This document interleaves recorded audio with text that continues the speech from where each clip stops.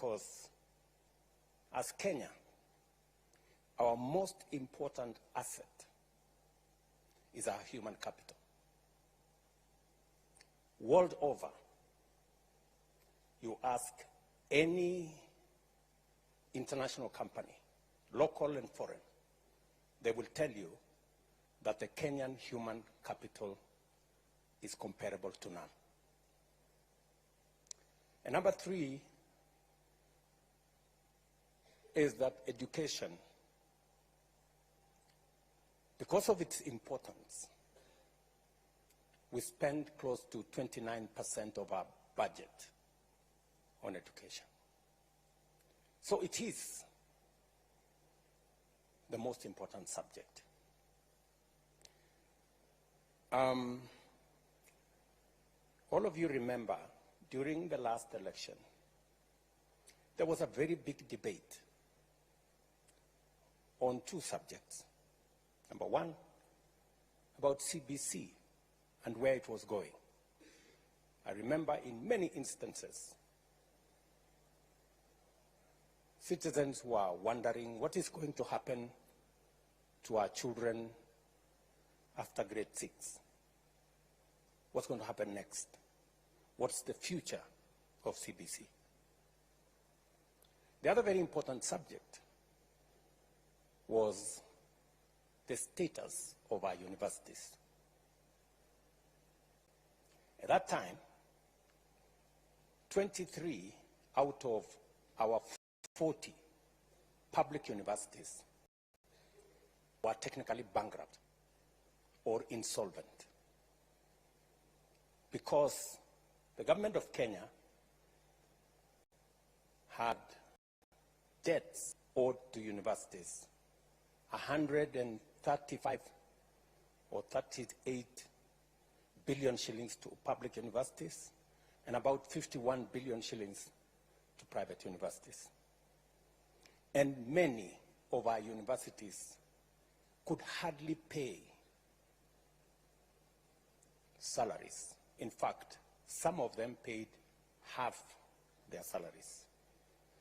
I even had a conversation with one of the vice chancellors, and he told me that they have never paid full salary for the last 13 years to lecturers. We had many suppliers who were not paid. In fact, for those who are doing engineering courses in medicine that requires supplies for practicals and many other requirements, many of them could not afford. And what happened? It was beginning to affect the quality of our education. And you all know, because you are scholars, that there is a common saying that to destroy a nation, you don't have to use an atomic bomb or to use long-range missiles. All you need to do is to lower the quality of education, and if there is exam cheating, you will have destroyed a nation. So, when I came into office, among the first things that I did, because it was important that we save our education system, I appointed a 42-person task force made of education professionals, people who had run schools and universities and colleges, people who had experience. And they took almost 8 months. And I tasked them with sorting out the issues in our education sector. These great professionals, and I have every reason to believe they did a good job. They came up with recommendations on what to do with CBC, recommendations that we have implemented, and to a great extent, we now have an aligned, competence-based education system. They also recommended what I needed to do in terms of pupil-teacher ratio. And it's the reason why I have hired 56,000 new teachers in the last 2 years, the largest in the history of Kenya.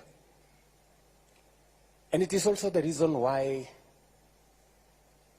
we are implementing the student-centered funding model that is aimed at sorting out the challenges that are in our universities. We are 1 year in. Last year, we admitted students using this model. And what this model has done is that we have taken the amount that we are funding our universities from an average of 45 billion shillings every year to 82 billion shillings every year. That is the quantum of additional resources we are making available, both for help, for scholarships that go to our universities. The biggest challenge that universities had was that they had inadequate funds, because we promised, or government promised, that they would sponsor students, both loan and scholarship, up to 80%. But they didn't meet their end of the bargain. And we ended up with a big crisis. As I have told you, we ended up with debts of close to 180 billion shillings owed to our universities. As a result, universities could not teach the courses that they were offering to our students, and we ran the real risk of lowering the quality of our education. And as I have told you, you know what kind of a risk that poses to our nation. The new student-centered funding model has 5 bands.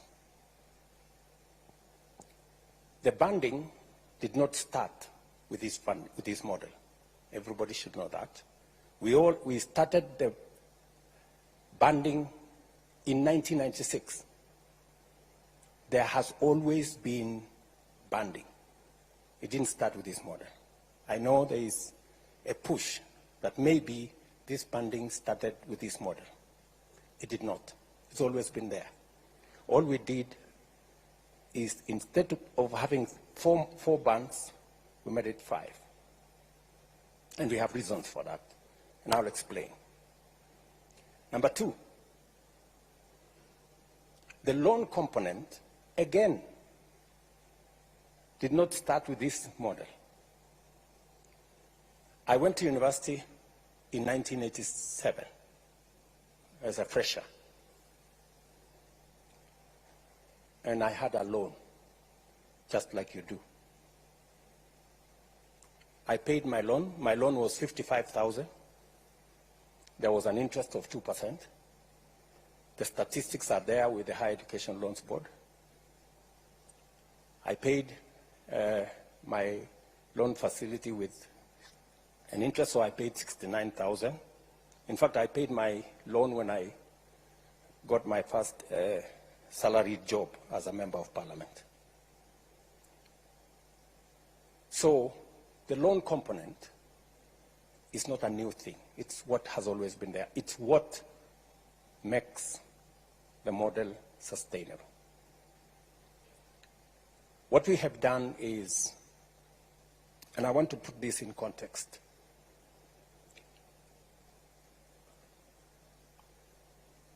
We have about 10,000 secondary schools. 3,500 secondary schools in mostly rural areas, informal settlements, marginalized areas. 3,500, they don't send a single child to university. Whole communities, whole villages don't have a single child they send to university. It is the reason that I decided to hire 55,000 teachers to send to these schools. It is the reason why this year we're going to build 1,800 laboratories in those schools, because those schools, many of them don't have a single laboratory. Many of the students who do exam in Form 4, they meet first time a laboratory setting during the examination. That disturbs me a lot, that we have close to 1,200,000 children who go to school and they have no chance of going to university because of the school they attend. Let's put that aside.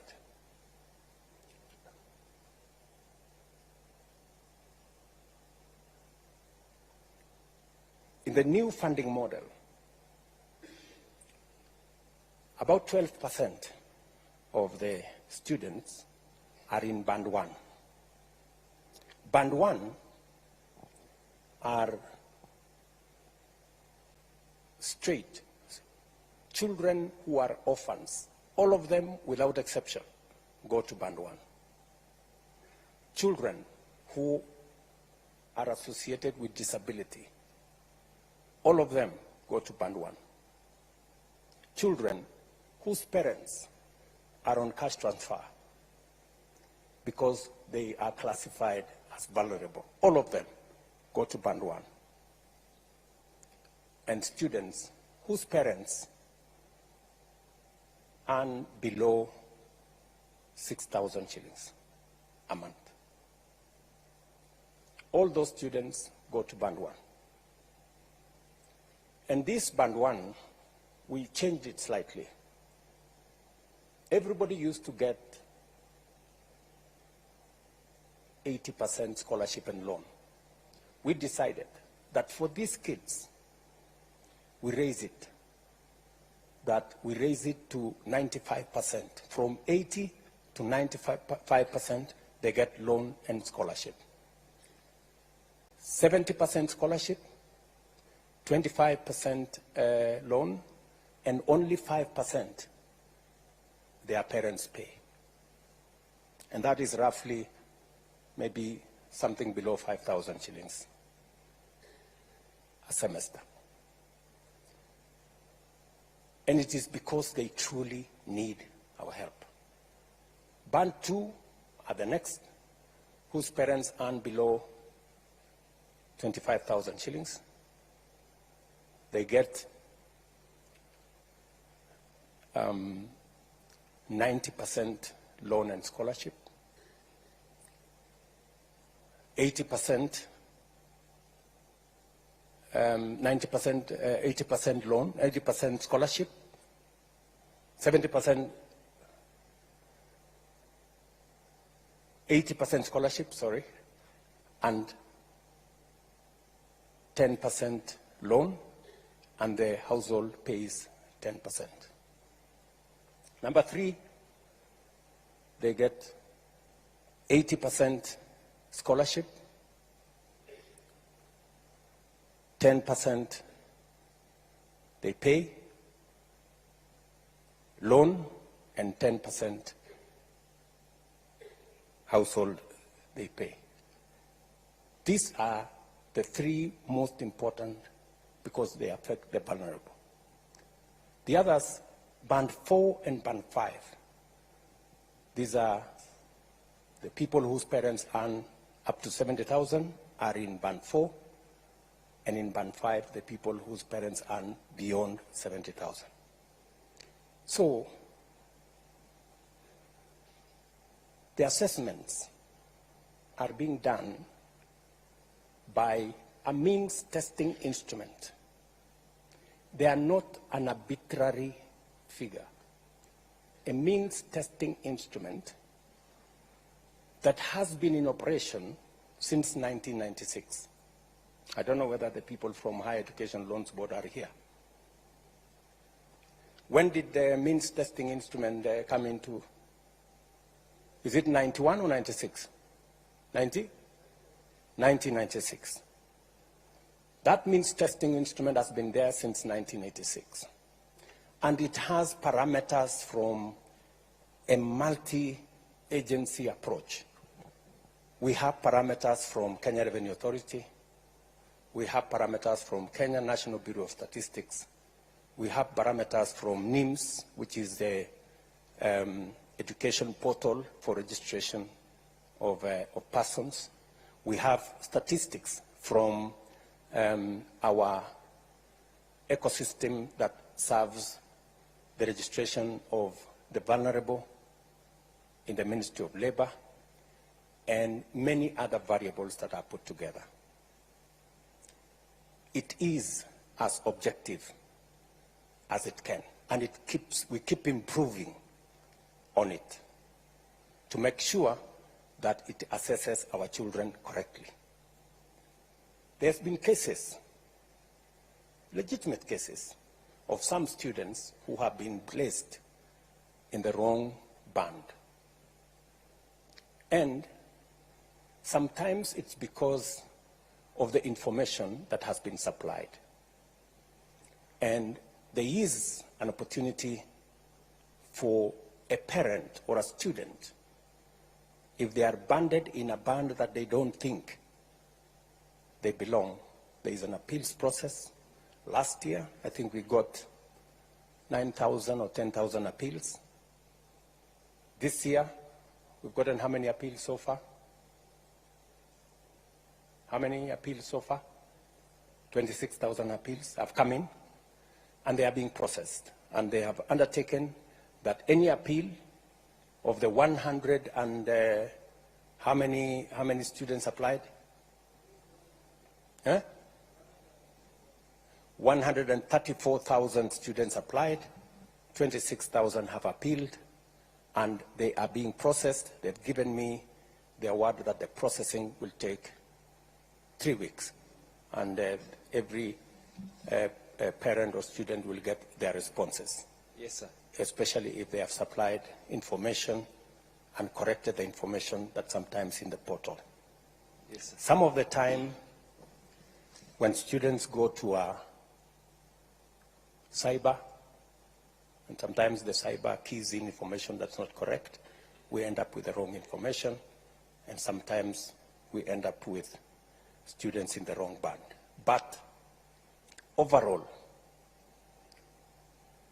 it's a process that has been tested, it's a process that has worked, and we want to use it to take our education to the next level.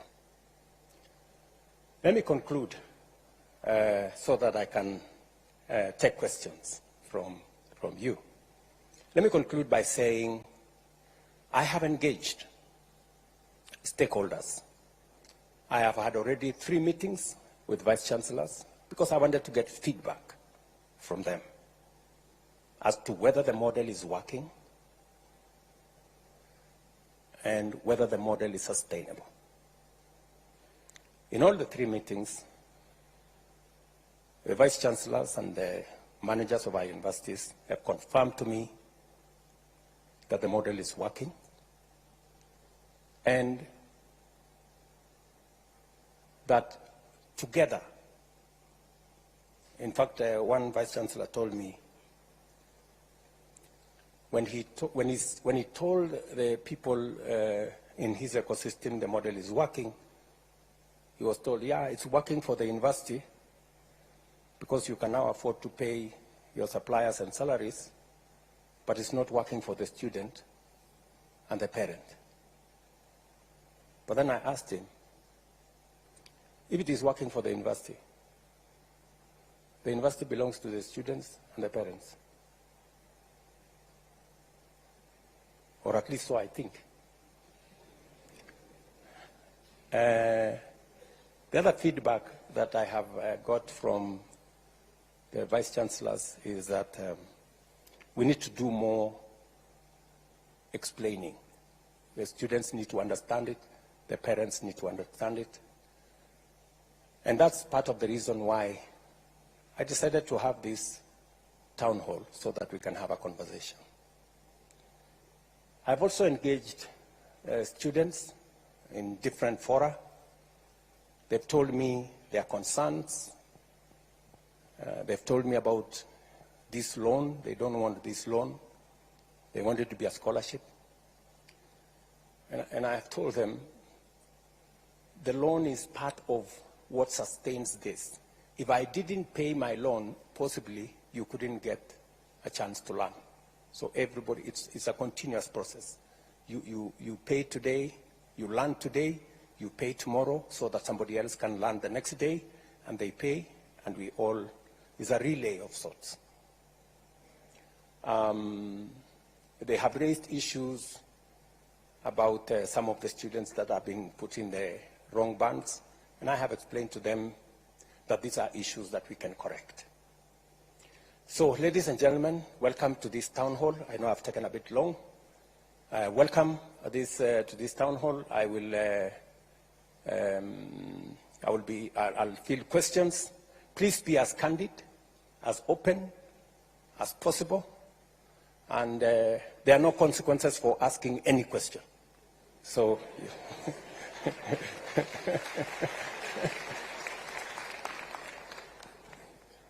Karibu. Yes.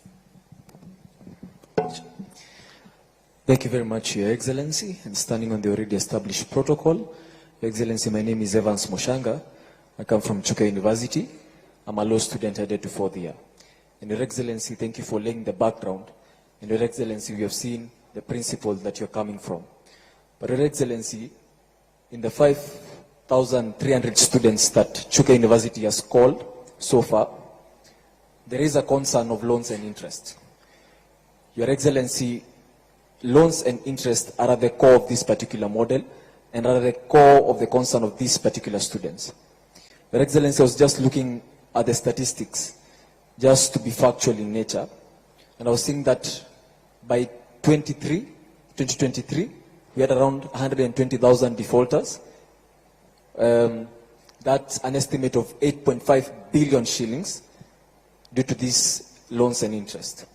When I was looking at the statistics, in the United States of America, we had a debt crisis of around 1.6 trillion US dollars and 48 million defaulters.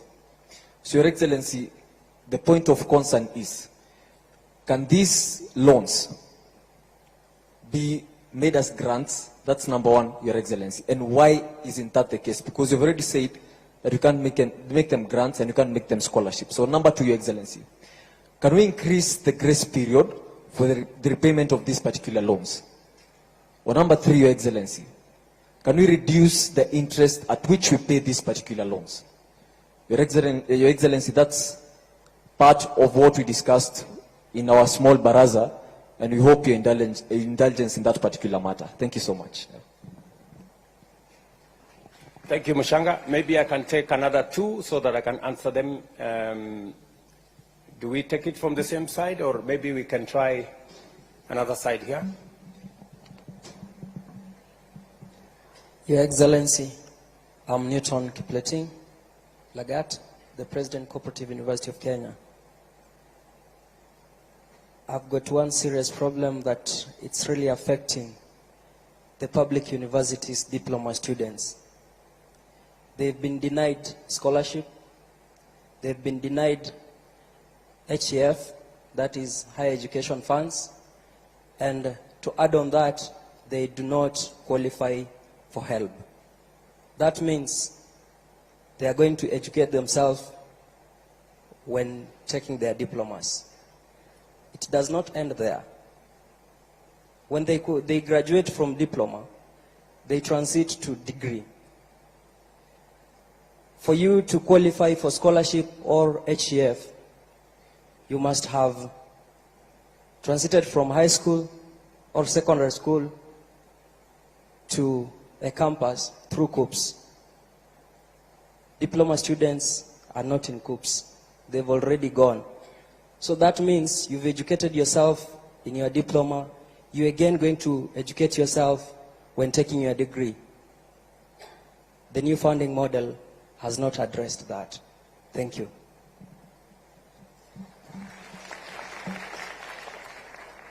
Thank you. Maybe we can take one from this side.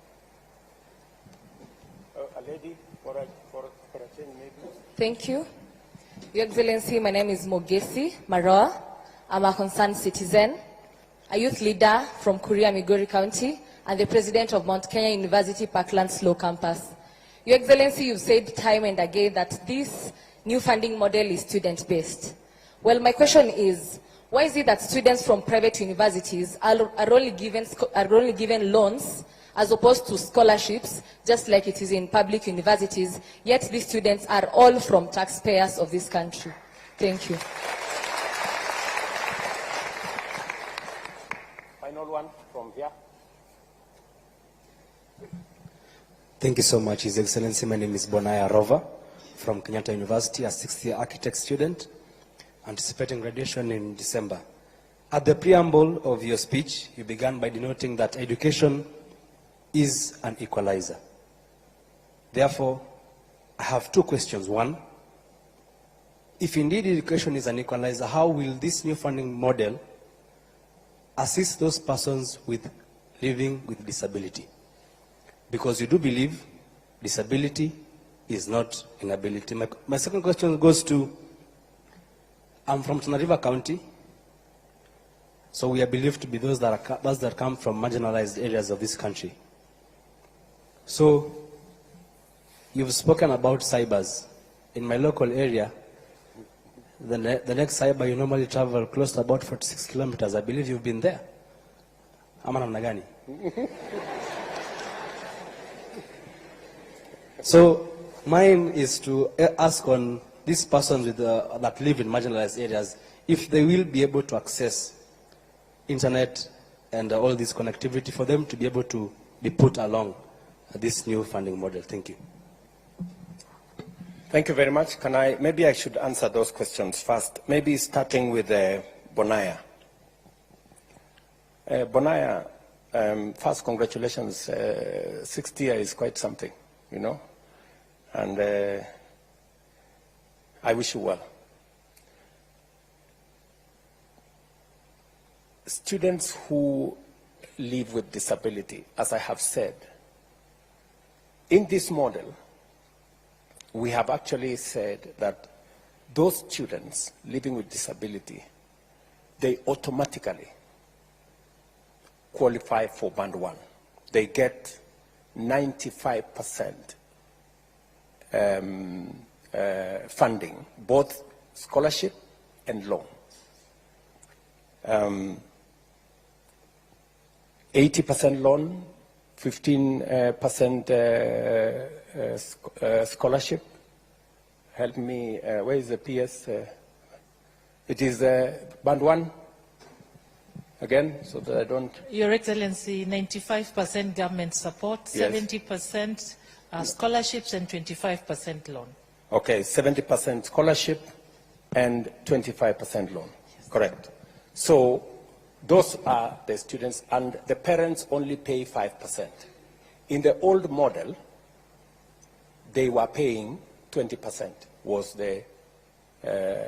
what was outlined. Secondly,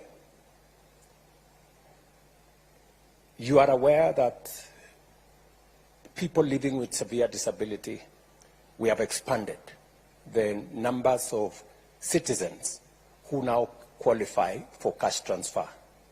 We had 1.2 million citizens. we've now expanded that to 1.7 million citizens. We just recruited another 500,000 aged orphans and people living with disability for us to be able to look after the vulnerable. Because as a society, we have to look out for the people who are vulnerable, especially those who live with disability.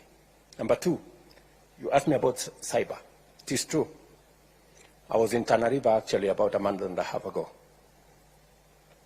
And I can confirm that the distances are far. But the good news is this. If you speak to your member of parliament, we have already agreed with them that they will set up an ICT hub in every ward in Kenya. We have changed the law. The CDF law that was used for just building schools, we changed the law. I signed the law into effect, and now we are using CDF to build an ICT hub in every ward for 3 reasons. Reason number 1 is to make sure that ICT infrastructure is available to citizens, including students. Number 2 is because we have a big program on digital jobs.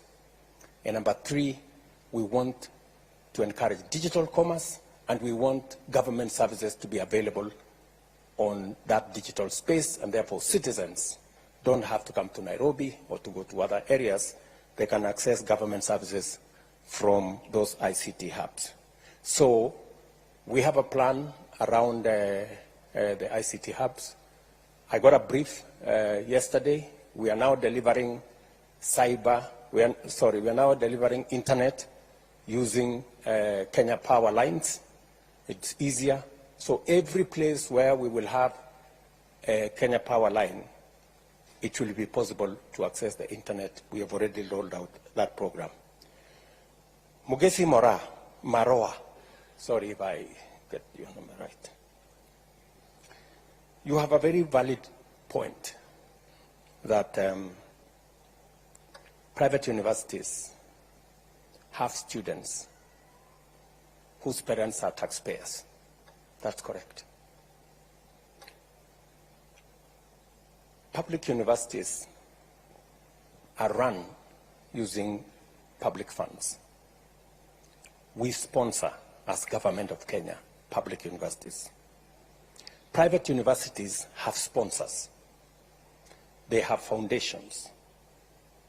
They are run by people who have networks of raising funds, either using foundations or other means, which sometimes as government we don't have. And because we value the fact that even those in private universities are also Kenyan students and their parents are taxpayers, that is why we haven't shut the door on them. We have said we are going to make public resources available to those students as loans, the same way we are making public resources as loans available to students in public universities. The only reason, Mogesi, why we, in this model, we have said we cannot provide for scholarship is because in the past, we said we are going to give them scholarship. And because we didn't have the money, we didn't. And we put many of those private universities in a lot of trouble. In fact, one public university closed down because we took students to them. They trained the students. We owe them money. They couldn't pay their staff. They couldn't pay. They closed down. So it is better we keep our word. It is better for us to say, this is the much we can do, rather than for us to say we can do so much. Today we have a debt of about 51 billion shillings owed to our private universities. It is a debt that we must pay, but it is unfair for us to continue to accumulate debt. It is better we tell them, for the moment, we cannot afford. But in the future, when our situation improves, we can reconsider. My good friend, Mr. Lagat, you've made a case for diploma students that they don't qualify. And I think your question is diploma students who are studying in universities. The loans and provisions we have made are for students in our TVETs. And I will tell you where the difference is. You know, as a way of making sure that our TVETs function, when I was Minister for Higher Education, I found out that it was cheaper to go to university than to go to a TVET institution. That was the case. Because we didn't consider properly TVETs. And it is one challenge I had to deal with. Because for a very long time, as a country, we considered TVET as a place for students who are failures, for lack of a better word. And that was a very wrong classification. And that is why when I became Minister for Higher Education, I brought a very big conversation. In fact, it was a very controversial conversation. I remember one Vice Chancellor of Moi University, then Professor Ogot, saying that the minister is causing confusion because this TVET thing is not the thing to do. But the reality is, whether you go to Germany, whether you go to Australia, many of their students go to TVET institutions. There is a lot of value in us balancing our education between knowledge on one end and competence and skills on another end. And therefore, it is the reason why I pushed very hard. When I was minister in 2009, 2010, there were only maybe 20,000 students in our TVETs. I started the first 30 TVET institutions. Today, I am very happy that we have 720,000 students in TVET from 20,000. And we have made huge progress. And we have closed many skills gap that existed. So I quite agree with you that we must not discriminate. It is the reason why in this funding model, we have enhanced scholarship and loans for our TVET students, and also we have maintained their upkeep, just the same way we are doing for our universities. As for your case,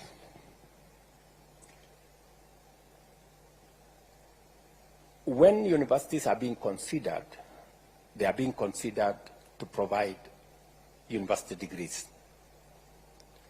We were trying to discourage universities from also doubling up and doing diploma courses, because there are many institutions now. We have close to 250 TVET institutions that can offer diploma courses. But the saving grace is that if you are a diploma student and you join a university after your diploma, you join as a second year, I think, you qualify for Higher Education Loans Board from there. And those are the instructions that we have given to the Higher Education Loans Board. Can we have a confirmation from you, gentlemen, that that is the case? I want you to answer that, gentleman. That is the case, Your Excellency. They are funded like any other student. When they join university for degrees. Yes.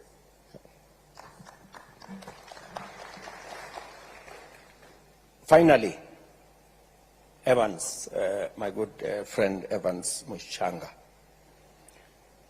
Your issue is that the loans and the default. You know,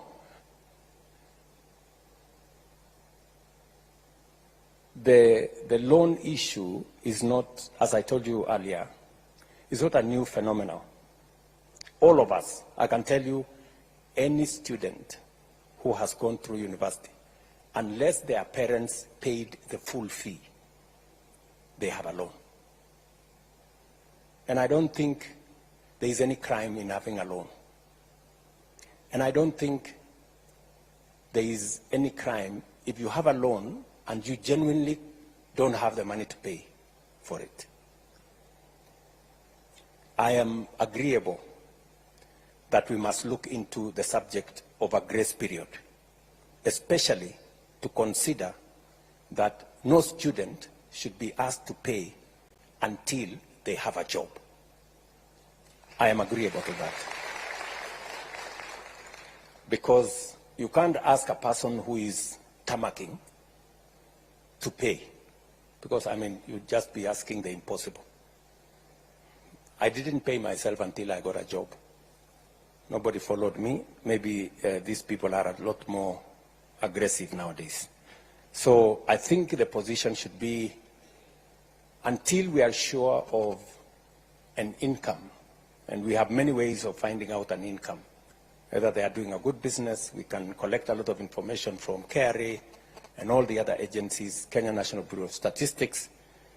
And I will encourage those of us who took a loan from the university, if you can afford to pay, please, let us pay. It's the honorable thing to do so that the next bunch of kids can also access university education. On the interest is calculated by actuarial scientists. It is not meant for government to make money. It is just meant for it to be sustainable. That by the time you're paying, if you had been given 5 shillings, it is still 5 shillings that you pay. I don't know whether that is the correct position. Again, Higher Education Loans Board, you are the people who calculate the interest. Can we lower the interest, or do you want us to take it up? Your Excellency, we did a study in 2015 called the NFAC study. And that study showed that for any 100 bob we are letting out, we are recovering 48 shillings only. Now, if that continues, in about 30 years, that fund will not be there. So, although we are charging 4%, and you know the inflation is about 8%, so we are losing the money on a daily basis. So, the consideration to increase may be considered maybe after this cohort of new funding model complete their course in the next 5 years, maybe. I don't think that's very good news. So I think we keep the interest the way it is. He wanted a lower interest. He didn't want a higher interest. You are talking about.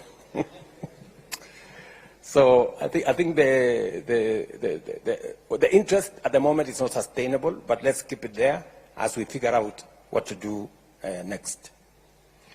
I will take another bunch of questions. Where do we start this way?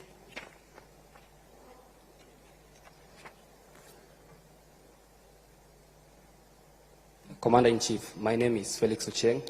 I'm the president of Daystar University. My question was on the variables of the MTI regression analysis. Like the independent variables, like the primary school one went, the high school one went, may not really reflect their level of need. Some of us happen to be beneficiaries of well-wishers right from preschool. Now when we want to gauge our poverty index by the primary school and the high school we went, it might not really reflect our level of need. And as though there are appeals, they are not always successful, and this is to the detriment of our constituents. And again, Your Excellency, I know you've talked about capitation and about maybe trustees owning private and public universities, but I'll give you a case study of Kisii University. They had an influx of students and their facilities were so stretched. Whereas a school like Daystar University, we have a state-of-the-art School of Law and School of Nursing, and these facilities are laying bare, and some of these students could also come and learn with us. Thank you. Thank you very much. Sorry. Okay, maybe I take another. Yeah, maybe this way. Thank you very much, His Excellency. I'm Ongaro Richard from Jaramogi Oginga Odinga University. I have but a question in the first case. I want to ask the people from the Health Board. There are 40 years per now, but when we joined, we applied for these loans. And so I'm expected to settle my loan, that is summing to almost 240 plus the interest. I know it can't exceed over 300,000. But today, with the new funding model, how much are these students expected to pay at the end of their fourth year? Another question.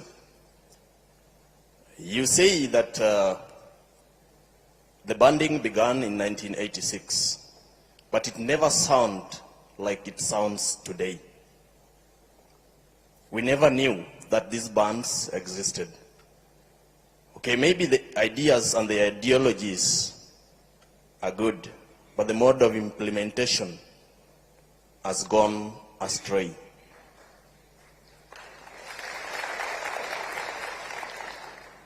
Why could you do this so that these students doesn't know or get to know where they're placed? Because as they join, they must ask, which band am I placed? So that they can know which fee they're going to pay. His Excellency, in the field of education, is a place that requires silence.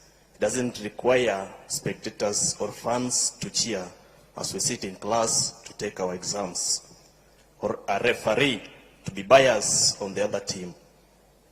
Under the capacity of your office, you are capable of facilitating and capacitating the reconstruction of this new funding model to be worth for us. Please do. Thank you.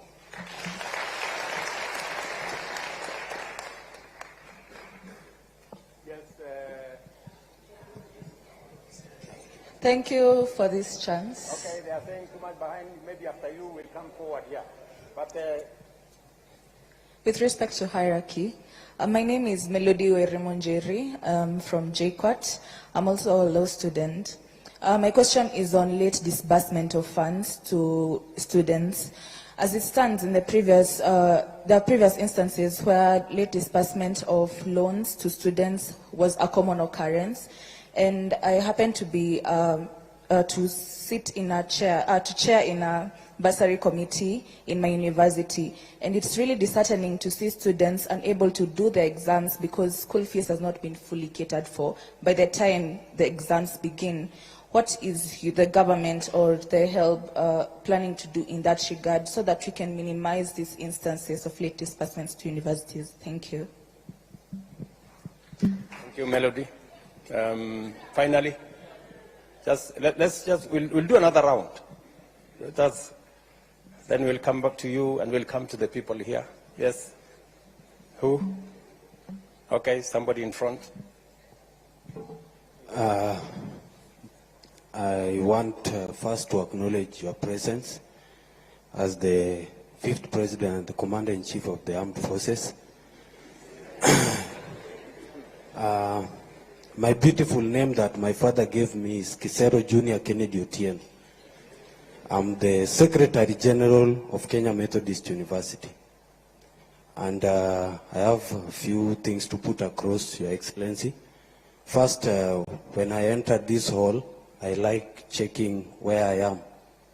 I saw from whatever is written here, hashtag fee has fallen.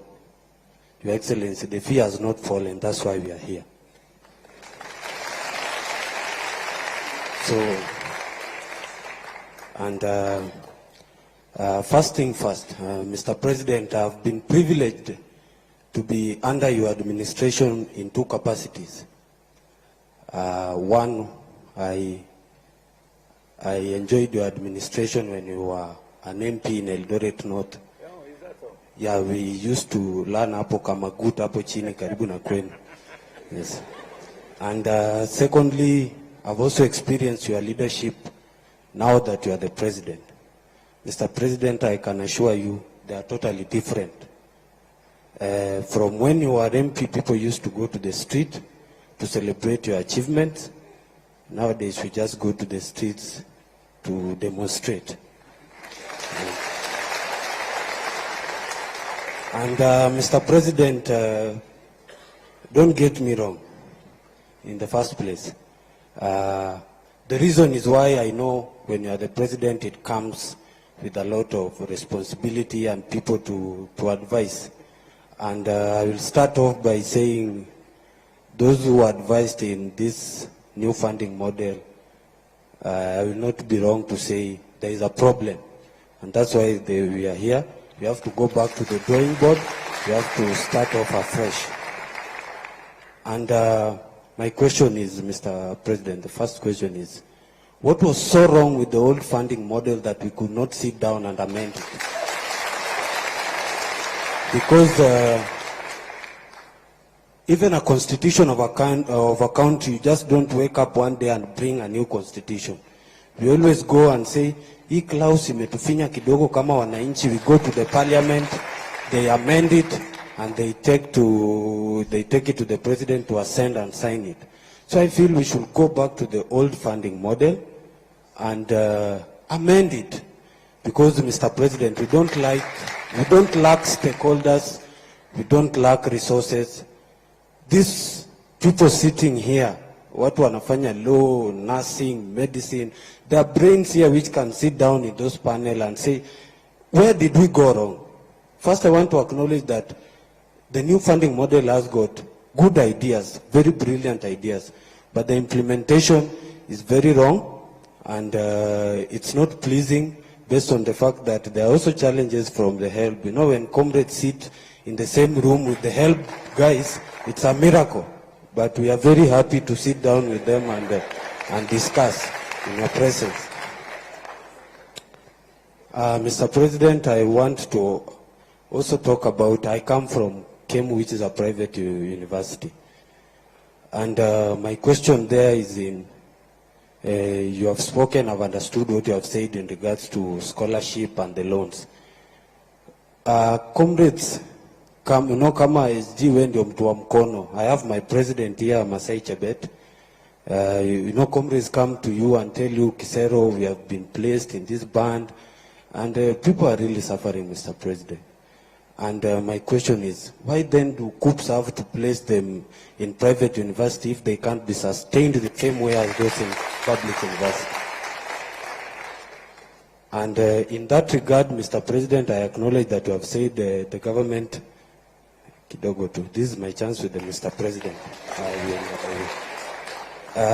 You have acknowledged that the government said it has debts, and my university is one that is in the same category. Tunadai the government. They have been so lenient enough to allow students to learn with the limited resources they have. Tunaomba tu hata kidogo ndio university iendelee kufanya kazi. Because we need to learn, those who we are there in KEM. Then, Mr. President, recently you were awarded a beautiful degree at Baraton University, if I'm not wrong. Honorary degree at Baraton University. And there was one picture that really took my attention. I know most of you saw the picture. There was a little girl called Naomi who was in the midst of graduates, and he was there admiring all the graduates, the beautiful gown. Then I asked myself, why does this new funding model want to kill the dream of that young girl of one day graduating?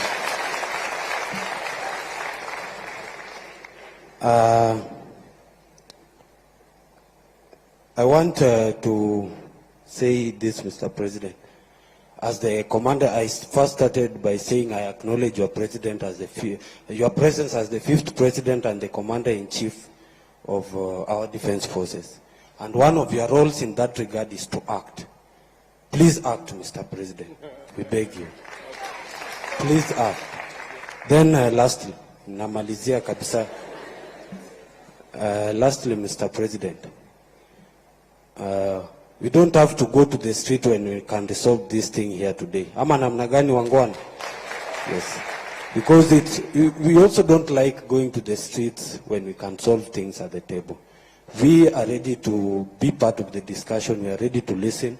We are ready to work and ensure that we change this. But the bottom line remains, let's go to the old funding model, amend it to what you wanted to achieve with the new funding model. Thank you so much. God bless you.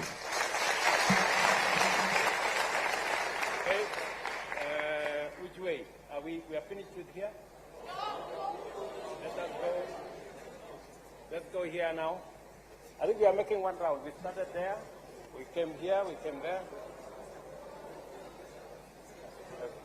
Okay, so where? Maybe in front here, or somewhere, yeah. Okay. Your name, please. Asante sana mtukufu rais. Jina langu ni Brian Waka kutoka chuo kikuu cha Rongo. Tunapokusanyika hapa siku ya leo kwa ajili ya kuzungumzia masomo katika vyuo vikuu, mtukufu rais, hatuwezi soma pasipokuwa na usalama. Tungeomba utupe usalama sisi wanafunzi katika vyuo vikuu. Aghalabu katika kila chuo kikuu tuwe na police bases ambazo zitatusaidia, kwa sababu comrades wanapenda kuona mpira usiku na wangependa wapate usalama.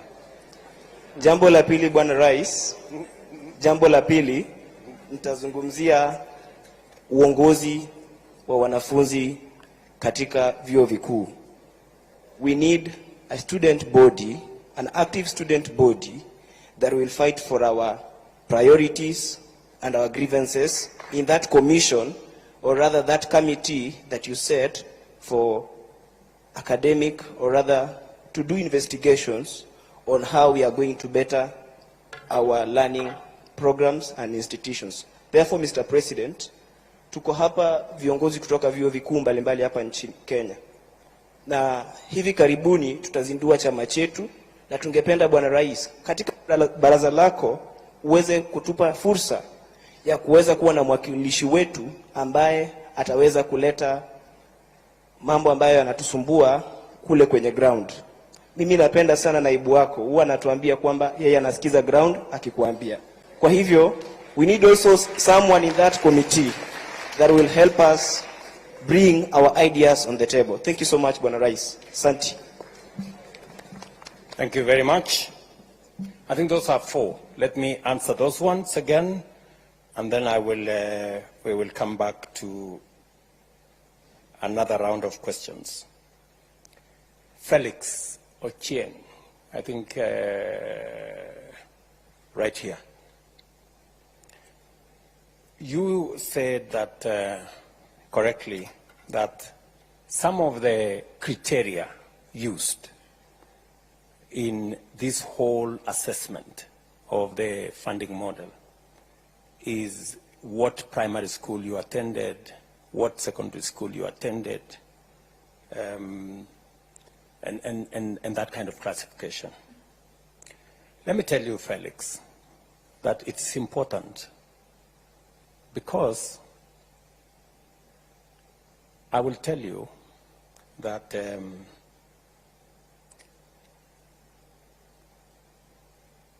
any student who attends a national school has 85% chance of joining a university. In other words, I'm telling you that 85% of all students who go to a national school go to university.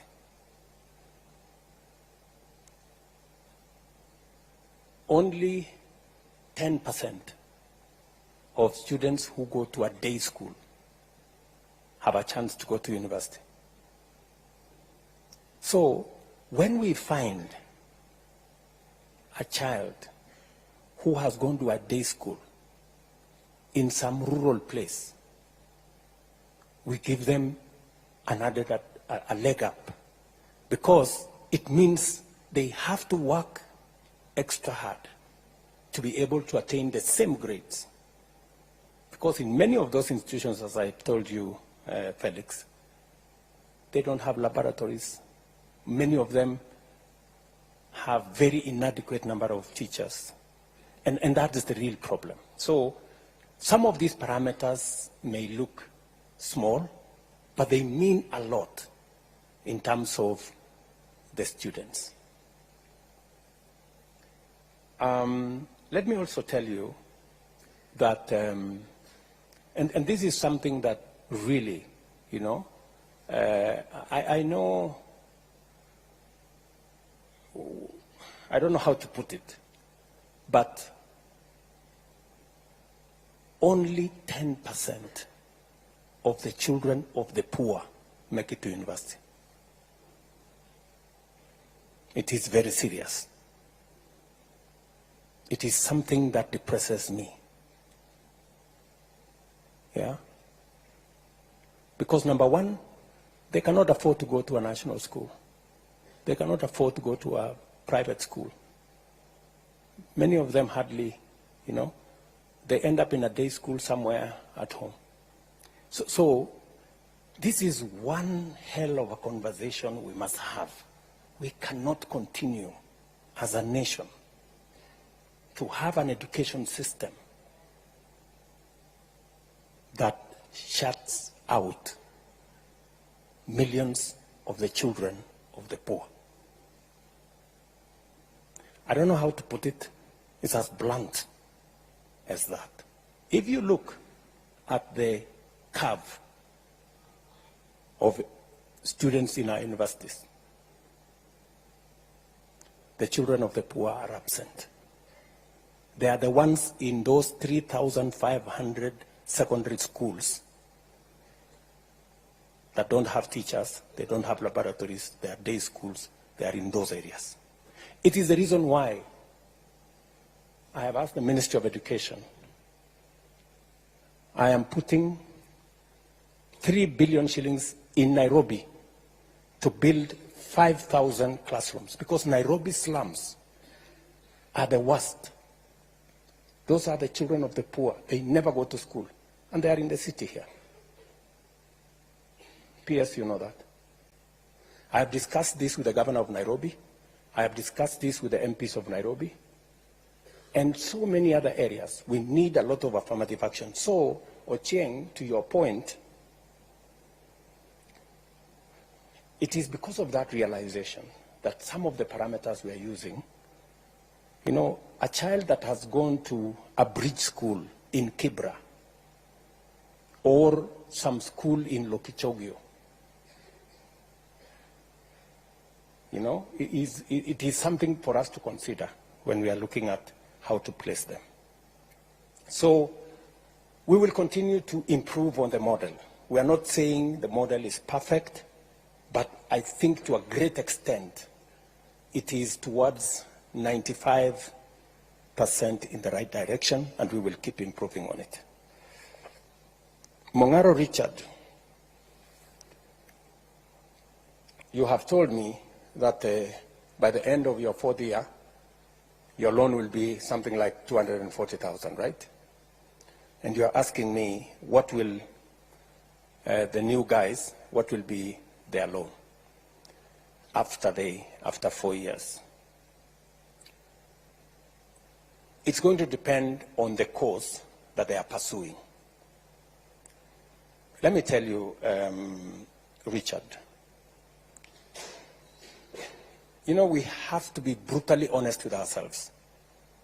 The old model, the differentiated unit model, assumed that all courses were the same. And a course in medicine costs the same as another course in a different subject. The reality is that it is not. university chancellors are here, vice chancellors are here. I don't know whether university vice chancellors are here. Who is willing to tell us that there is a difference? Yeah? Yeah, they are here. There is a difference. And this model recognizes, this new model recognizes that a course in medicine costs 600,000 to train. A course in education costs 180,000 to train. And therefore, for a student doing medicine, government of Kenya gives more for the student doing medicine as a percentage because it costs more to train that student. And if we don't give more to train that student, we will end up with a student who is, with a graduate who is half-baked because we didn't give them the resources to train the student correctly. That is the difference between this model and the other one. So there is every reason why we have to interrogate this model. Let me ask, any vice chancellor who is willing to tell us, you know, don't worry about kusalimiwa. Sisi wengine tumezoea kusalimiwa kila siku. But you know, the truth is the truth. It cannot be changed. I want a vice chancellor who is here to volunteer. On, yes, Mwalimu, and you say which college you? Your Excellency, I happen to be the Vice Chancellor of Alupe University. Also previously a member of the Presidential Working Party on Education Reform, and a member of the party that recommended this model. And we agreed. You know, let's listen. You know, we are intellectuals. Yeah. You know, and intellectuals, you listen to reason. Yeah. You know, we are not a mob. We are people who want to reason. And I like what Junior here, Kisero, he said. He said, we want to listen, we want to challenge, you know, and we want to be part of the solution. So let us listen. And you can challenge what Professor is saying the same way you are challenging what I'm saying. I mean, it's the right thing for intellectuals. Professor. Your Excellency, I'm going to pick on a course in my university, which we are beginning in September, and that is a Bachelor of Science in Nursing. A Bachelor of Science in Nursing, in preparation for that program, we've had to spend almost 3.8 million to prepare equipment for nursing, even before we start. It's not the same as preparing students for teacher education, where I need the 4 walls, I need a micro-teaching lab, which does not cost even a quarter of what it will cost me to prepare a nurse. And indeed, the skills lab for nursing alone, even when Q was telling me I'm ready, they have still been given other things to buy. They're going to cost me 1.67 million. So preparing a nurse is very expensive. And so we cannot have the same cost for preparing a teacher, preparing a doctor, preparing a lawyer, like the differentiated unit cost was doing. Indeed, colleagues and our students who are here, some of our universities were paying us 60% of our salaries using the old model. But right now, if I am able to get the correct banding for my students, Your Excellency, I'll be able to support even capital development within my institution within the next 2 years. And that is the truth of the matter. I will not have to beg for money and ask for money and wait for capitation. But I do take on board your concerns about the correct banding, so that there is a normal curve depending on how we deal with our students. So, Your Excellency, I will say all courses don't cost the same. And our students should appreciate that if we get this money and we don't do our best with that money, then we are responsible for what is going to happen. Thank you, sir. Thank you very much, Professor.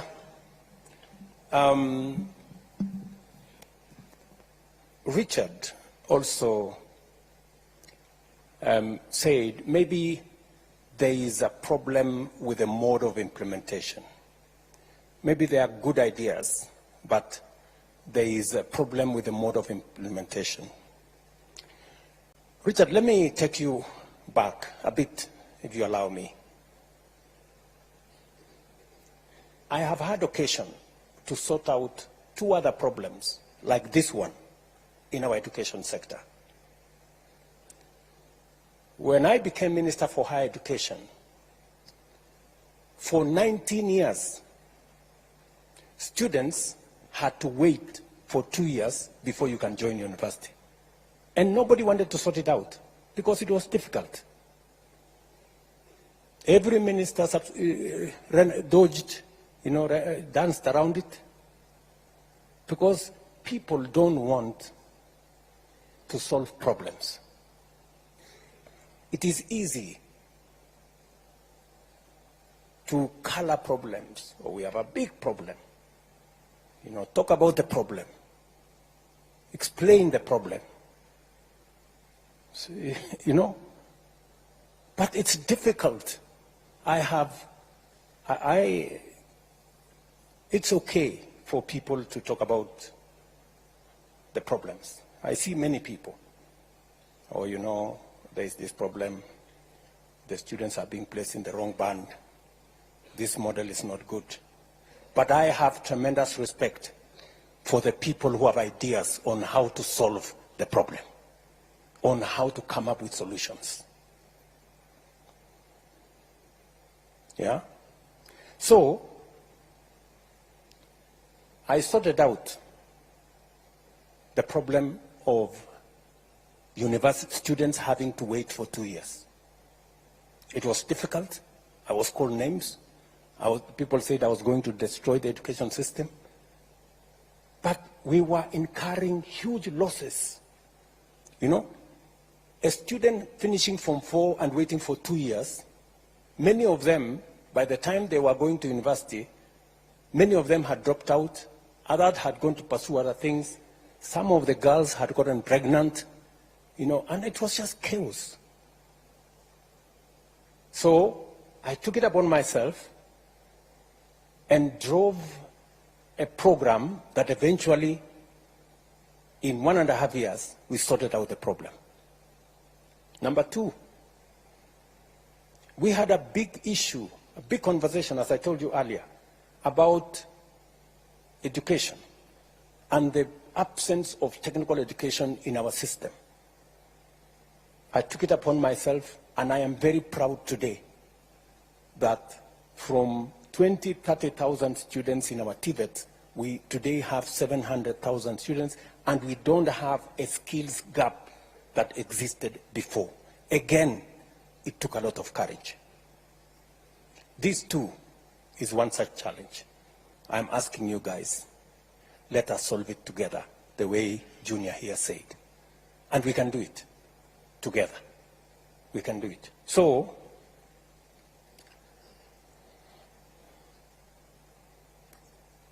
let me combine what, before I come to Melody on lead disbursement, let me go with what Kisero Jr. Otieno said. He said, what was wrong with the old model? Yeah? Number one. Number two, why don't we amend the old model? Yeah? And number three, why don't we do it together? Junior, let me call you that. You're so right.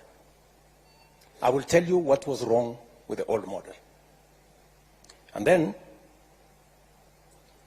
I will tell you what we are doing with the new model. and how we can do it together.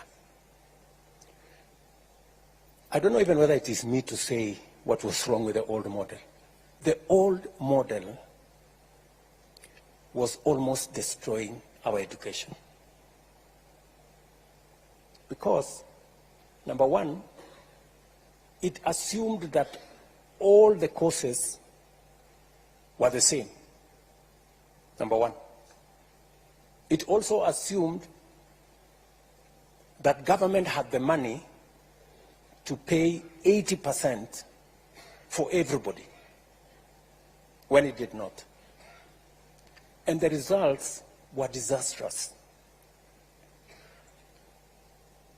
Scott Theological College, a university, closed down because of the old model. Many universities here, when I came into office, because of the old model, 23 out of 40 public universities were bankrupt. And if you are going to a university that is bankrupt, explain to me what kind of education you are going to get from a university that is bankrupt. Friends. And are there university chancellors here, vice chancellors here, who know how serious that is? What was the situation? Yeah? Are they here? Vice chancellors, say many. You know, if the old model was working, tell these students the old model was good, and you know, let's go back to the old model. Yeah. So the vice chancellors are here. Any vice chancellor want to tell us? Yes. Who? This lady here, or? Oh yeah, here from Embu University. Yeah. Thank you very much, Your Excellency. I want to say that, indeed, as you've said, the old model was killing our universities. And I stand here on behalf of all the universities because I'm the chairman of the Vice Chancellor's Forum, and therefore I can talk on that mandate. And I would want to say, as of June 2023, 23 out of the 40 universities were technically insolvent.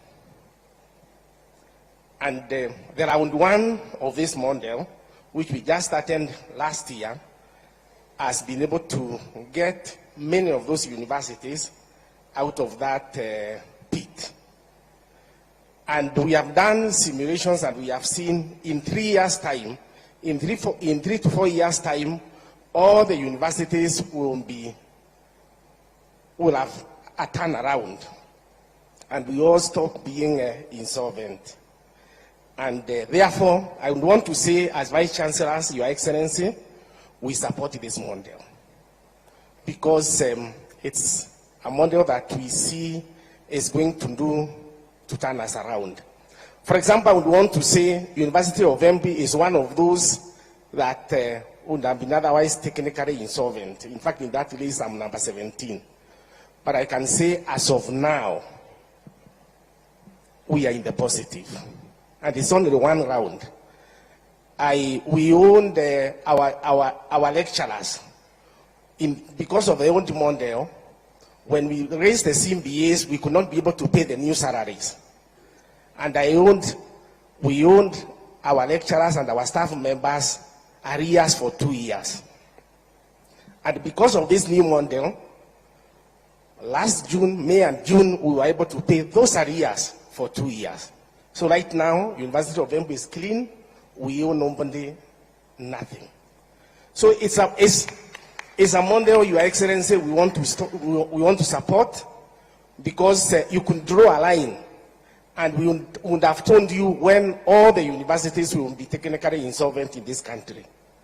But we know now that there's a turnaround, and we are going to get out of there. Thank you, Your Excellency. Let me say this, my friend Junior.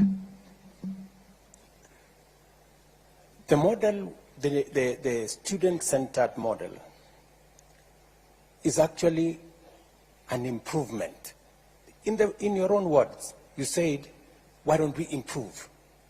Why don't we take the old model and make it better? This is exactly what we are doing. The household contribution was there.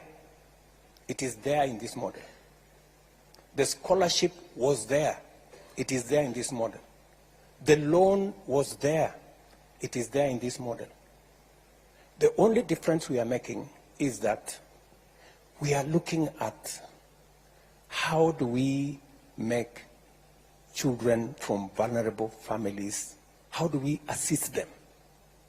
How do we make sure that when we send students to a university, we also give the university resources to make sure they teach the course for which they have admitted the student.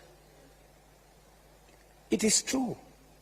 I mean, it is a fact that it doesn't cost the same to teach one course as against the other. And this funding model is sensitive to that. It is also sensitive to students who come from vulnerable families. I know I have been accused, correctly, that I sometimes think too much about poor people and I push, you know, the rich people to do things for the poor ones. But I mean, that is society. You know, you I don't know how to put it. But anyway, that's that. So, you have just told me, Junior, that among the universities that we owe a lot of money is KEMU, your university, right? Do you know why we owe KEMU a lot of money? It's because of the old model, which you are telling me, let us go back to the old model. How will KEMU get out of the hole? If we continue with the old model, it means KEMU continues to accumulate debt. You know, friend, let us deal with this as openly, as transparently as possible. You know, the vice chancellors who are sitting here are not madmen and women. You know, for them to agree for us to work with this model. They've seen what happens with the old model. They participated. We worked with them. We worked on simulations. We brought in experts to look at, because the one thing we cannot do is to compromise on the quality of our education. The old model is compromising on the quality of our education, because if lecturers are not paid, if material is not available to train our doctors, if workshops are not working to train our engineers, we will end up with the wrong engineers, we will end up with the wrong doctors, we will end up with the wrong teachers, and we will destroy our country. It will be very reckless of us. It will be very irresponsible of us. Me as president, these vice chancellors as managers of our universities, you as students, for us to accept, to walk a path that leads to the destruction of our country and our education, for that matter. Melody has said, Njeri has said, late disbursement. I agree with you. That is part of what brought us to this very unfortunate situation. The reason why we put together this new funding model is so that we are clear on what our requirements are. And I have made a deliberate decision that I'm going to invest more money in education. Because if we don't get education right, we will get nothing right. Because everything will go wrong. And I don't want to throw money at a problem. I want us to invest money in a plan that is well thought out? Because I would have just decided to put money. But you put money in a model that's not working, you don't solve nothing. It is the reason why I invested a lot of time, I brought in a lot of professionals, and I'm willing, just the same way, Junior, you said, bring forward ideas. Let us look at this model again. If there is any improvements we can make, if the student body can come up with improvements, let us subject it to scientific evidence, and let us see how we can improve it. The improvement is what we are doing. We are improving on the model that was to make it better.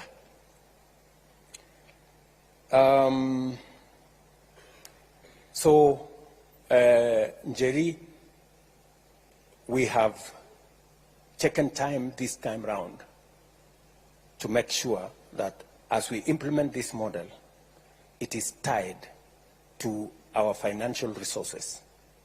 We have clearly identified how much money we need.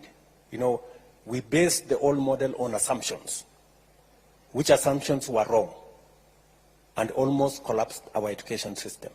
This time round, we are using empirical figures. That's why we are feeding them into our budget so that we give the universities the money that is enough to teach every student for the course that they have been admitted. It is not necessary for us to tell a university, teach for us this doctor, and we have given them money enough to teach a teacher. It is not right, because they will not do it. And if they do it, we will end up with a half-baked graduate. Brian Waka, usalama. Umesema ya kwamba pale university mnataka usalama. Na nakubaliana na wewe 100%. Sasa sijui makarao nikituma hao pale, si mtawashughulikia kweli? I agree with you that sometimes the security situation in some of our universities is wanting, and it is a conversation I can have with the vice chancellors. If the vice chancellors can give us details of where they need support to make sure that our universities are safe, we are prepared to have that conversation. And if the student body can work with the vice chancellors and work with us so that we can identify areas that we can improve security in our colleges, that would be a good thing. I agree with you that an active student body that is representative of the student views and interest is necessary and is important. And I support the democratization of university leadership so that they can better represent the student body. You have also asked me whether I can establish a mechanism where I can directly listen to some of your views. I am happy to do that. If you can tell me what mechanism you want to use to engage with me. I think I have tried to engage with some of the university student leadership. Just make sure that when you come with that leadership that will engage with me, wasiende kusalimiwa, kwa sababu sasa wanaenda kuteswa. So we can have that conversation. I think those are the issues so far. I can take another round of, I think the lady here is, or there is a gentleman there, maybe, or the lady. Okay, the lady here. Thank you, His Excellency. My name is Marceline Mugesi from Murang'a University. And mine is a suggestion and not a question. We have funds allocated to the constituencies to provide bursaries in the constituency level. Why can't these funds be given to help to increase the scholarship part and reduce the loans given to the students. Thank you. Thank you very much. There is Yes, a gentleman excuse me, there. sir. Maybe we can. A minute. Okay. Viva comrades, viva. Viva comrades, viva. I am Gishangi Gitonga, the JCOT Secretary General. And Mr. President, for the entire time I was sitting on this seat, it was becoming hotter and hotter for the simple reason that by every minute I'm receiving phone calls, because before I came here, I engaged my people from JCOT and they told me if I did not tell you the truth, they would impeach me. So allow me to be as candid with you as possible. Mr. President, my first question, and one of the biggest questions my people have been asking me, is why the rush? Why the rush in implementing a model that has a lot of technicalities? Why the rush? Because I am a financial engineer, and as you have said, the issue of the interest rates is determined by actuarial scientists. But the model in itself has a lot of issues up to this moment. So even if we had all these issues coupled together, you've given a lot of sad stories of people not making it to campus, of campuses such as the Scott Bible Institute being closed. But Mr. President, we have a lot of people being affected right now. While we were at Naivasha, Mr. President, once we left, we felt like rubber stamps. Naongea ukweli, comrades. For the simple reason that after that, a report was given in Naivasha. We had a summit in Naivasha around June. And the report that came out is that we had agreed to the model. And our comrades were really angry with us, Mr. President. So we felt at that point like we were being set up. Like what we are telling the people is just for formalities. And we have spoken in a lot of forums, Mr. President, but I believe you have already noticed that people are not clapping much to even the best of points, because there's a general tiresome. There's a general exhaustion among the people, because we are usually given a lot of promises. We will come to forums such as this, but we know that very little of it will be implemented. And Mr. President, we also know that corruption is the biggest public expenditure. And before you came into office, there were people you came into office with who had corruption scandals. But once they got into office, they became suddenly people of integrity. And Mr. President, in as much as we are discussing education, we know that the help decries of the, you've even told us, and it's also something I take issue with, while we were with you at State House, you told us that the debt was around 70 billion, or there was a time you told us 70 billion, a time came you told us private universities have 51 billion, and today you said 180 billion, and as a financial engineer, I'm finding it a little bit hard to reconcile all these figures, Mr. President. So you could also state it a bit more clearly over that.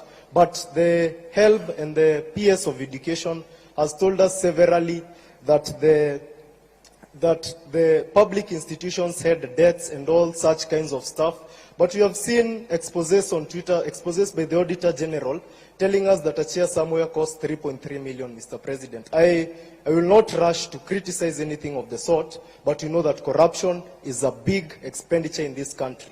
What is your administration doing to ensure that corruption ends in public institutions? Mr. President, you are using 9 beaters to classify people. Once again, I'm a financial engineer, and I take keen interest in numbers. You use 9 factors to classify people.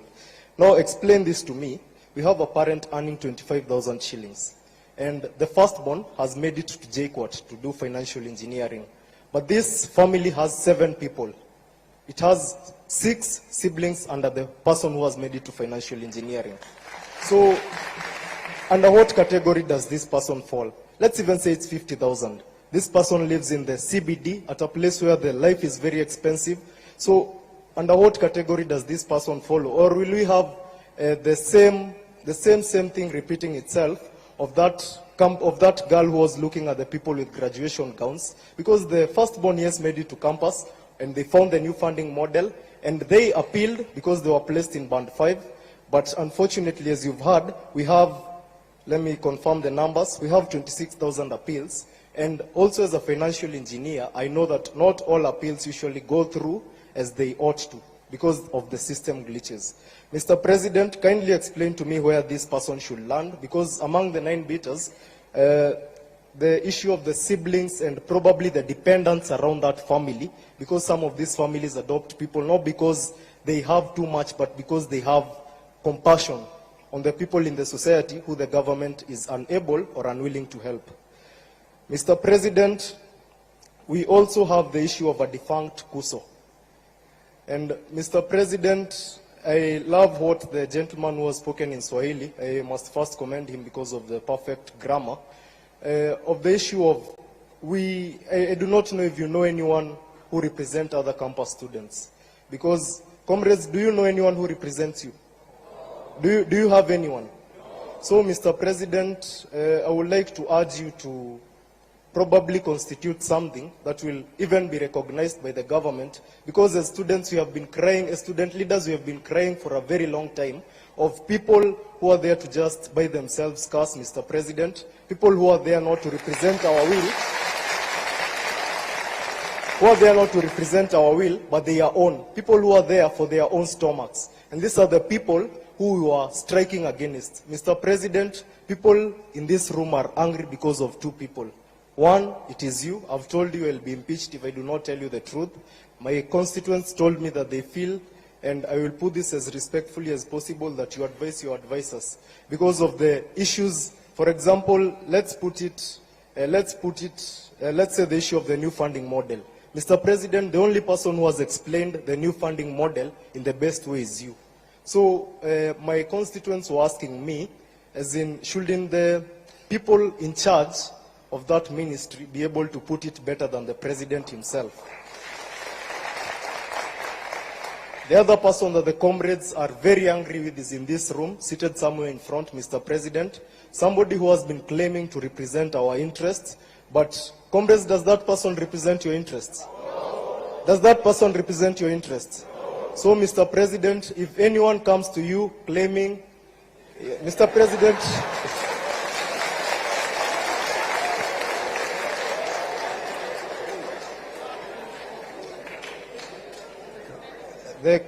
the comrades are telling me to tell him to walk out, but we are here for peace, Mr. President. So I would want to put it as straight as possible and to be as brief as a cock on a hen. Mr. President, as things stand, we do not have a representative. Ukweli ama uongo? We do not have a representative unless you enable us have some permanent office to ensure that student leaders are represented, and you ensure that, unlike the many government offices we have today, the government will not interfere with the affairs of the students. Mr. President, the lady there has raised an important issue. First, the questions that are here, most of them have been raised by the people around me because they've realized that you might not have a lot of time to speak. Somebody named Karongo Adangwa, the senator of Kiambu County, and by the way, God willing, I will replace him, raised the point of all these monies being brought to one pool. The MC has a bursary, the woman rep has a bursary. Probably, if it was not for a very little chance, the chief might be having a bursary. Mr. President, the entire structure that represents us, and by the way, we also feel overrepresented as Kenyans, and that is one of the reasons we are demonstrating, Mr. President. We have 22 CSS, we have CASs, we have permanent secretaries, and all these people have budgets and they have salaries, but I'll put that aside, Mr. President. So these people have bursaries. And then to get a bursary, you must know somebody in the country that we live in. You've said that you feel for the poor. You've said that you are blamed for feeling for the poor, and somebody opined that we are all politicians and we all got elected through public relations. So, Mr. President, if you really feel for the poor, kindly address that issue. We have been with you in several forums, and you've said that you are not afraid to bite the bullet, to take the bull by its horns.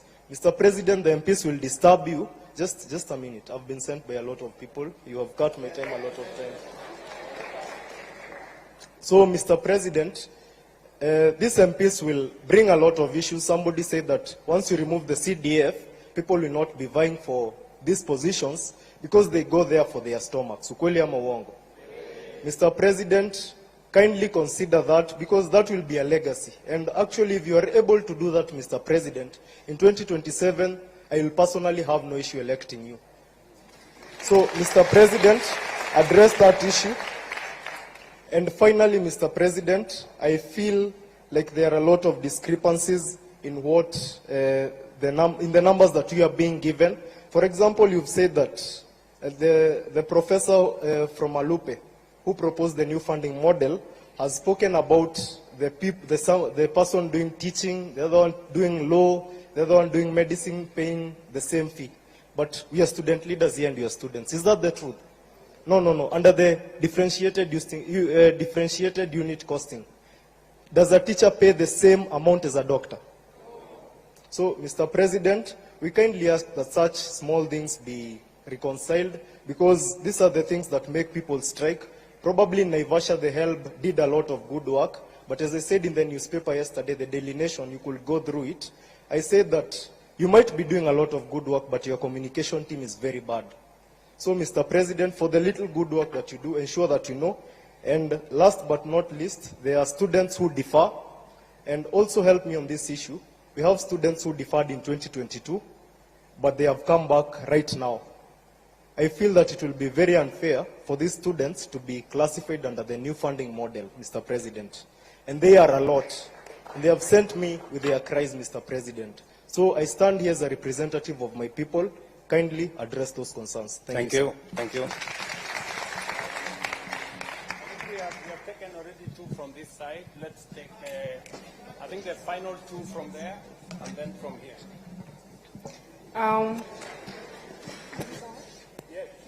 My name is Mwangale Agneta Nafuna, Director of Social Affairs and Special Needs, Moi University. Allow me to recognize the presence of my Vice Chancellor, Professor Sanga Koske. One major issue that is really disturbing me while sitting on that seat is that we all know that in this country we have a bigger number of people who are poor. All of us knows that, right? I am very much devastated to hear that only 12% of the whole population of the students in this country are placed in Band 1. If we really, Your Excellency, can do something about this, we can appreciate, because there is no point of giving 12% of the whole population to Band 1 and expect that the other people will just have to appeal. Why would I say this? It's because when giving 12%, you knew very well, or the team knew very well, that you have a lot of poor people in this country. So at least they will have at least given a bigger percentage to these people, and at least consider also those people who are earning maybe middle or who have bigger salaries. I believe that in this meeting where we are seated, we have to be having at least 50% of the whole population placed in either Band 1 or 2.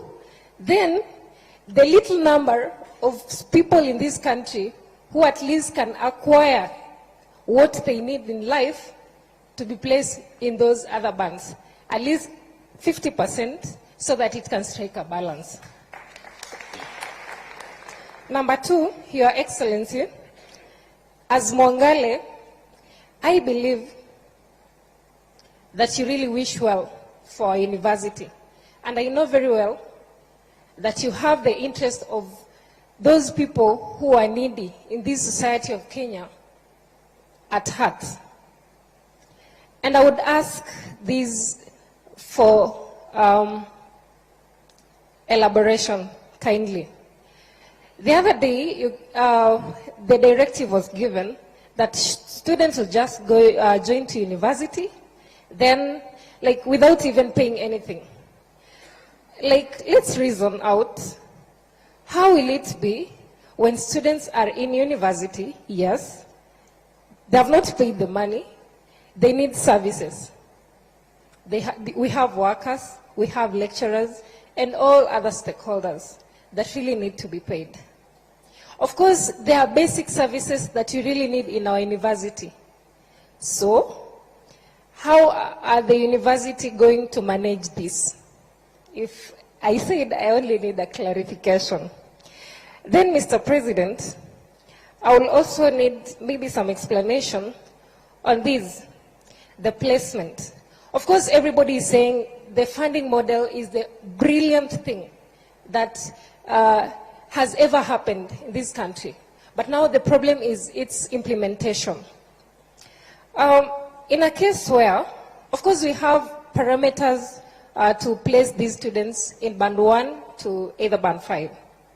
But now how is a kid, maybe whose parents have separated informally?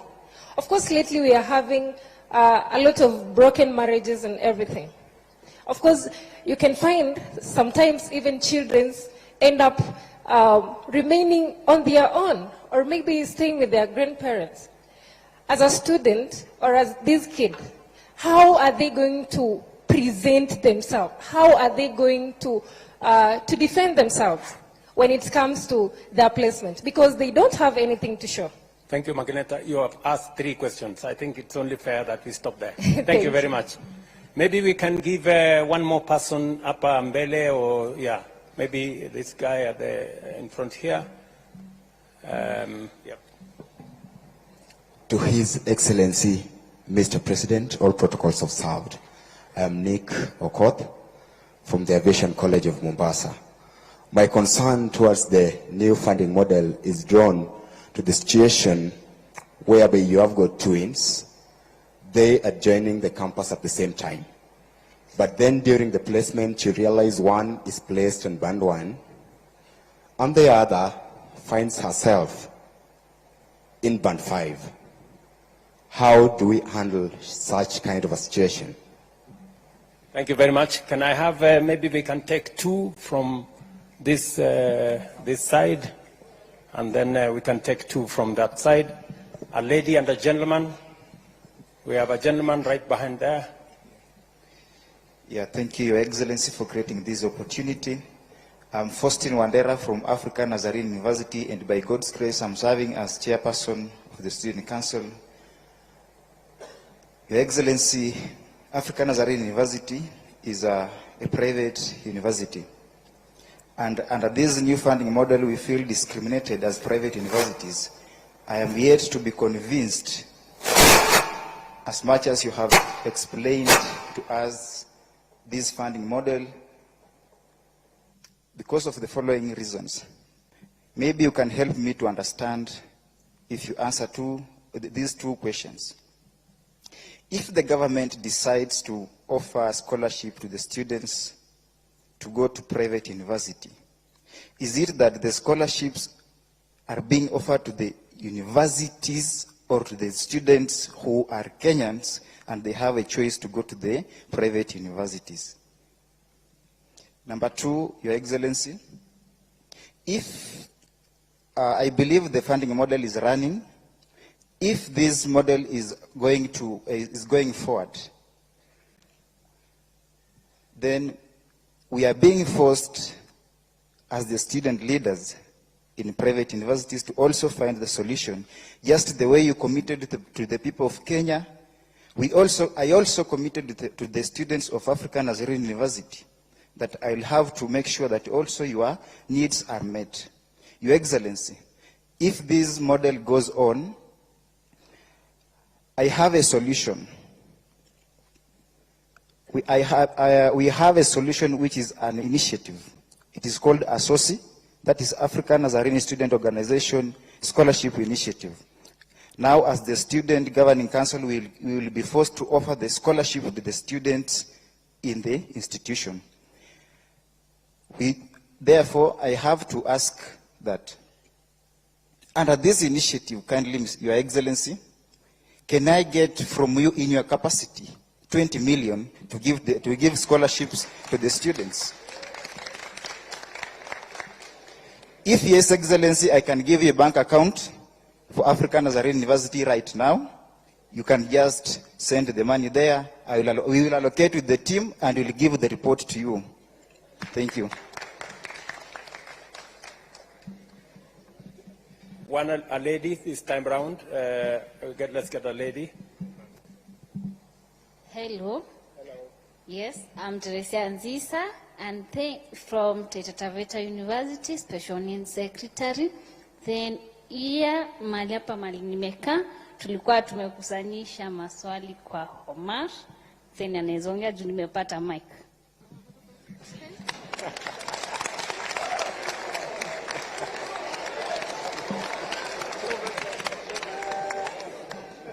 Comrades, wisdom.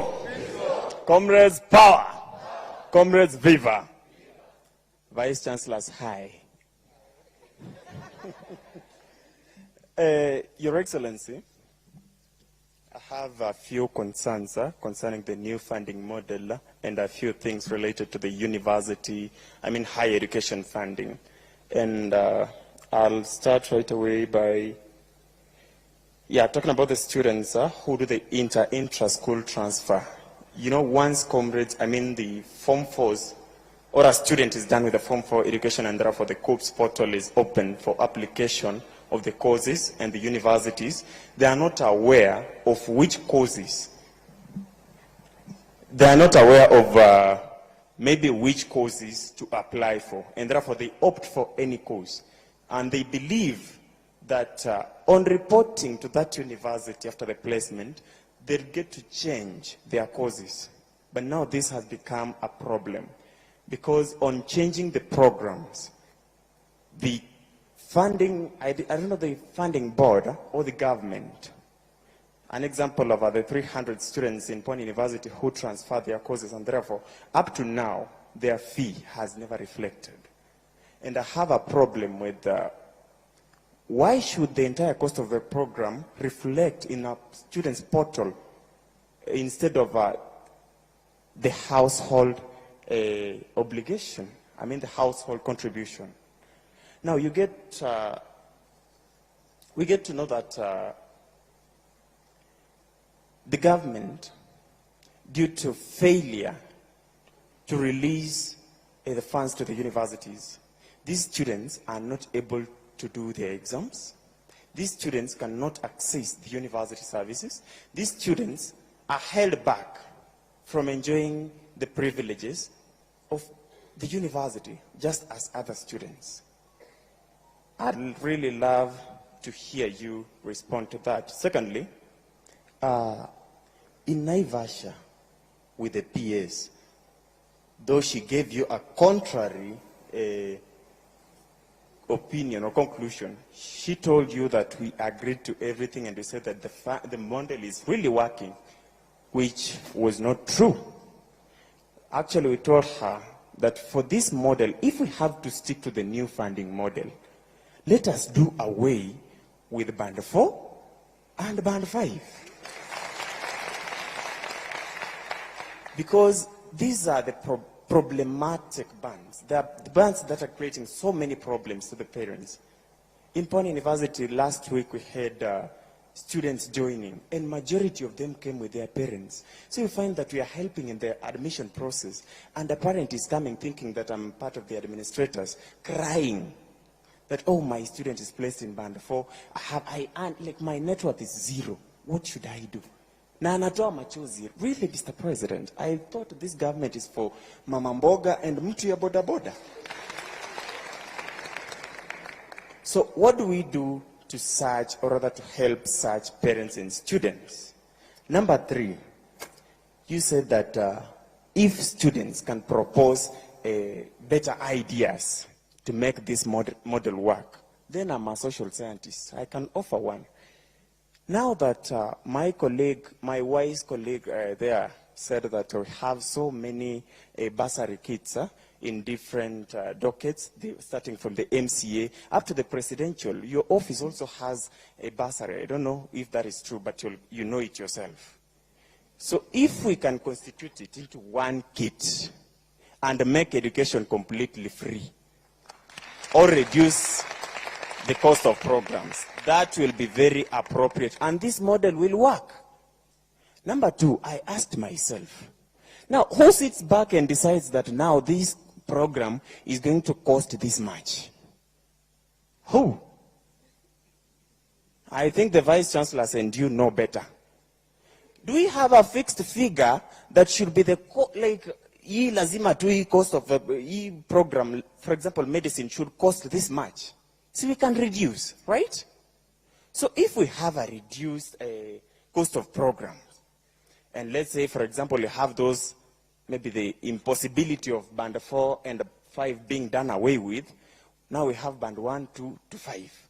We have students in band 1 paying nothing, band 2 paying nothing, band 3 paying something, band 4 paying something a little more than those in band 3, and band 5 paying the, that way this model will work. Mr. President, I can assure you. Thirdly, we've talked about the corruption in the institutions. We have this seat. Mtu akikwambia this seat costs $1 million. That's crazy. We have this thing called a procurement act or procurement something. Like each and everything has to be procured. We have those procurement officers. Those are the sources of corruption. Mr. President, if you have to do something, then start with doing away with those offices. How the hell can we have a seat here costing $1 million when we know the actual price? So can we have the procurement act done away with? Thank you, Mr. President. Thank you very much, my friend Omosh. Is that your name? Omosh? Omash? My name is Omar. Omar. Okay, Omar. Thank you. Let's take two. I am informed that we are running behind time, but I will take two more. Yes, my sister? Okay, Kalen Karemi, the Vice Chair of the East African University. Mine is on what you have said about the private universities. For example, let me give you a case of myself. I studied in the village Ade school. Let me recognize the school St. James Kiarida. At that time, when I managed to get a C+ to join the university, but when I was going to apply through the COOPS, my C+ could only admit me to a private university. So you find most people, the cluster point is high for the public universities. And yet, they will be, when they are going to apply, they will be placed in the private universities. And you have said you can't offer the scholarship. Right now, for me to pay the 19,000 that I'm paying in the private university I am, my parents are really struggling. That is for a fact. What if that parent of that student in the same case as mine, who is in a day school, is going to pay the same 80,000, 90,000? With that student manage, that the student can't manage because the cluster point for the public university are that high. So what are you going to do about the cluster point? And then I'll go to question on the burden. We say, for example, a Maasai who stays at Narok. That person owns 100 cows. When I'm going to apply for that as where I studied in a day school, I'll be placed in band 1. And 100, you sell that cow for 50,000. The net worth of that person is 5 million. And that person will be placed in band 1. Reason being, the person is from the Maasai. They are known for those people who doesn't have, sorry to say that. Sorry to say that.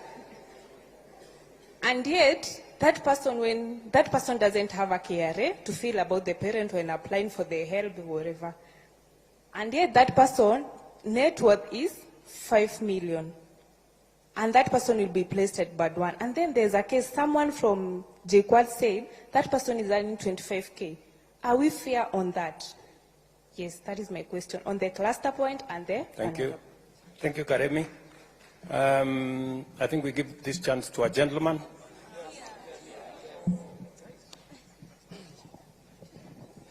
Thank you so much. I'm Vincent Tarus, the president of Moi University, and I'm also a finalist doing medicine and surgery.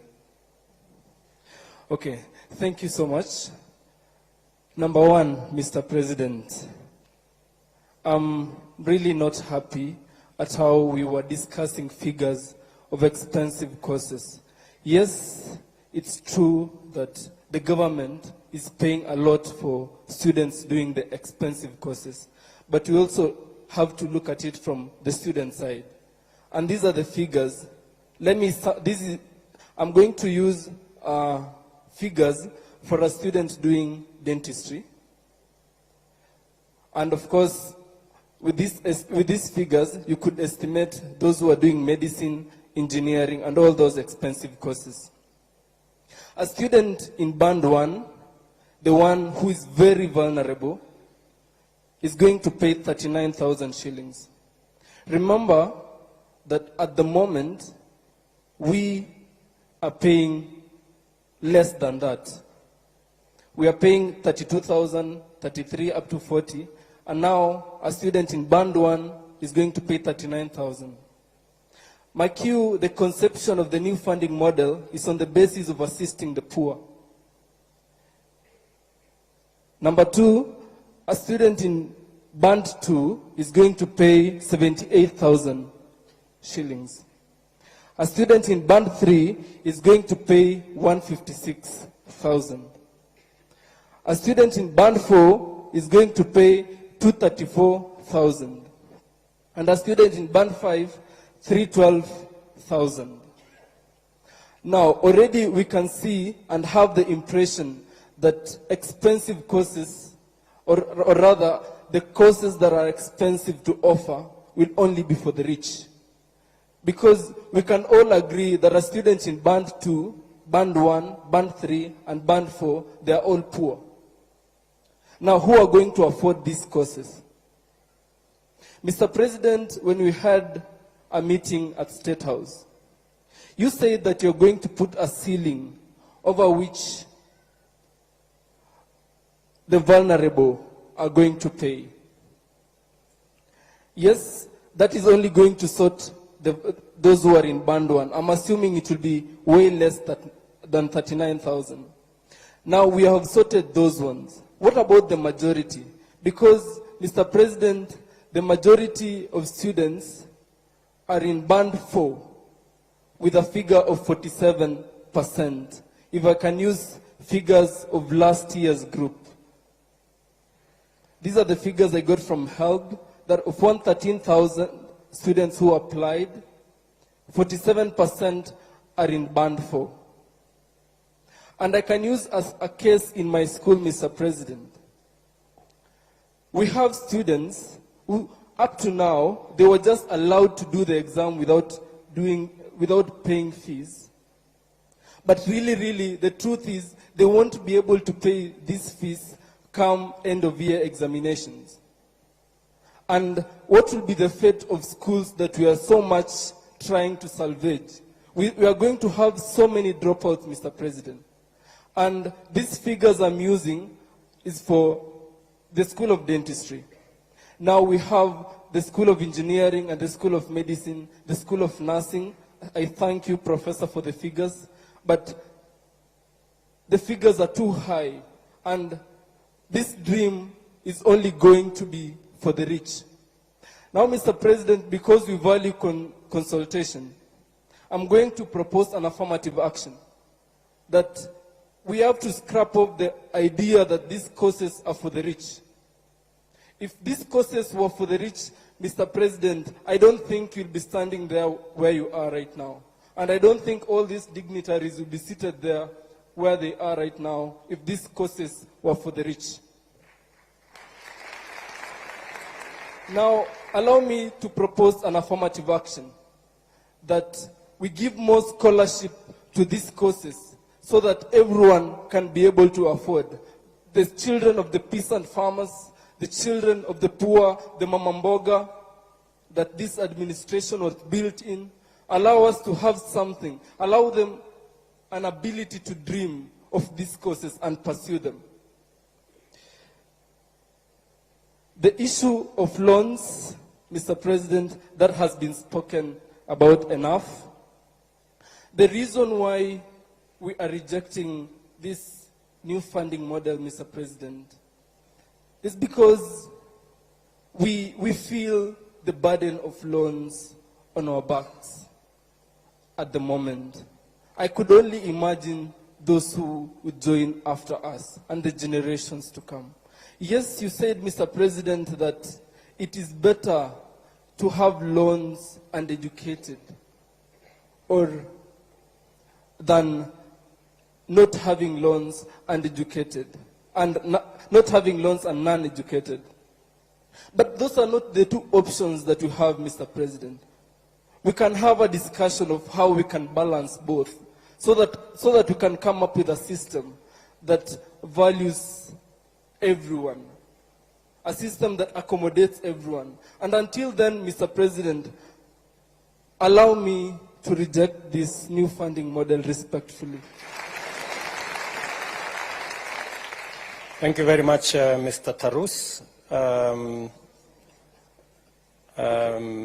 I don't know.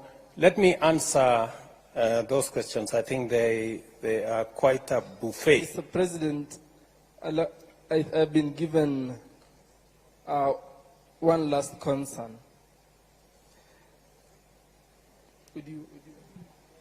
Okay, it reads, yes. Okay, the issue of student independence and admin stepping on student leaders. I think this is addressed to all our vice chancellors, the management of our schools. Kindly allow student leaders to run the activities with the autonomy that they deserve. Thank you so much. Thank you very much, Mr. Tarus.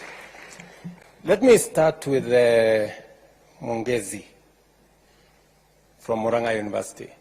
I think, yeah. She suggested that why don't we consolidate all bursaries? The ones for the MCA, Member of Parliament, Women Rep, Governor. Somebody suggested that I have some bursary. I don't have. Just for the record, I don't have any bursary kitty.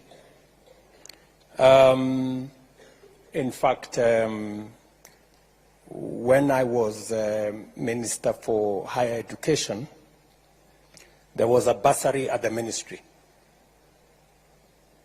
And that bursary used to benefit people who have connection.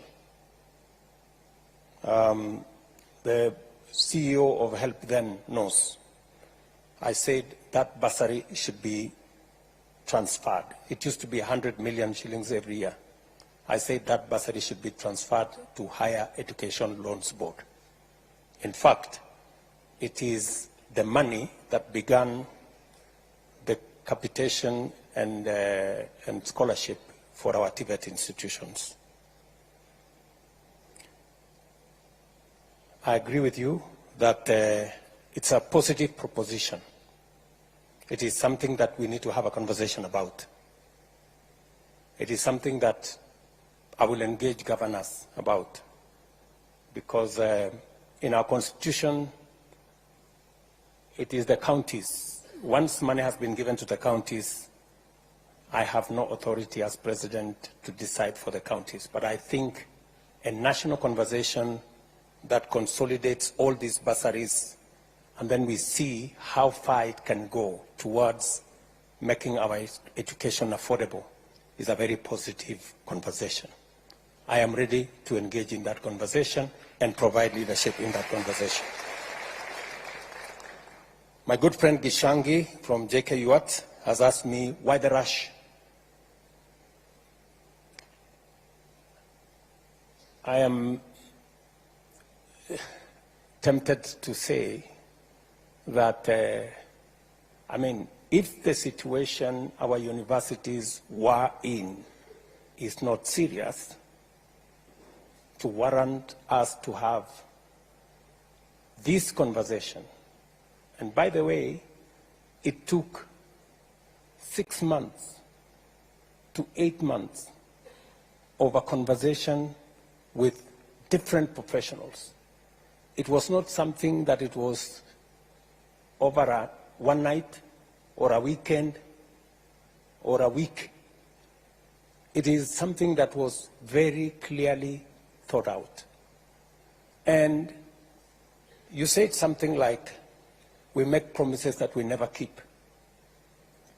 Let me tell you, this is one commitment I made. The universities are here. The vice chancellors are here. They can tell you the commitments I made on this model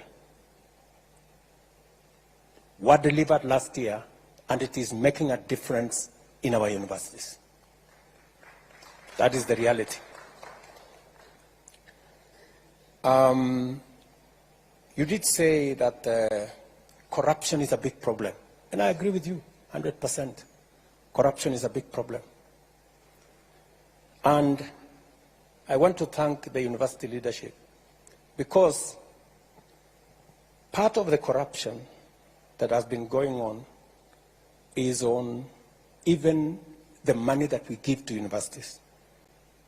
We decided that we are going to go using technology.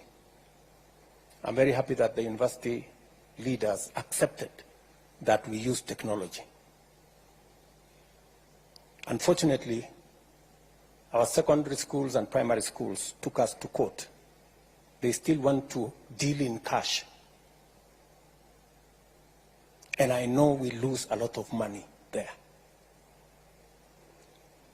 Corruption is something we must deal with it firmly. I have made proposals on what we should do as a nation.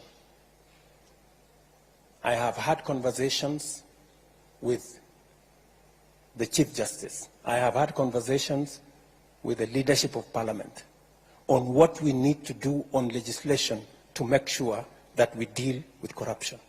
But we can also, corruption is not just about jailing people. It is about putting systems in place that make sure that corruption doesn't happen. And one of them is to use technology to make sure that we are sure of what we are doing.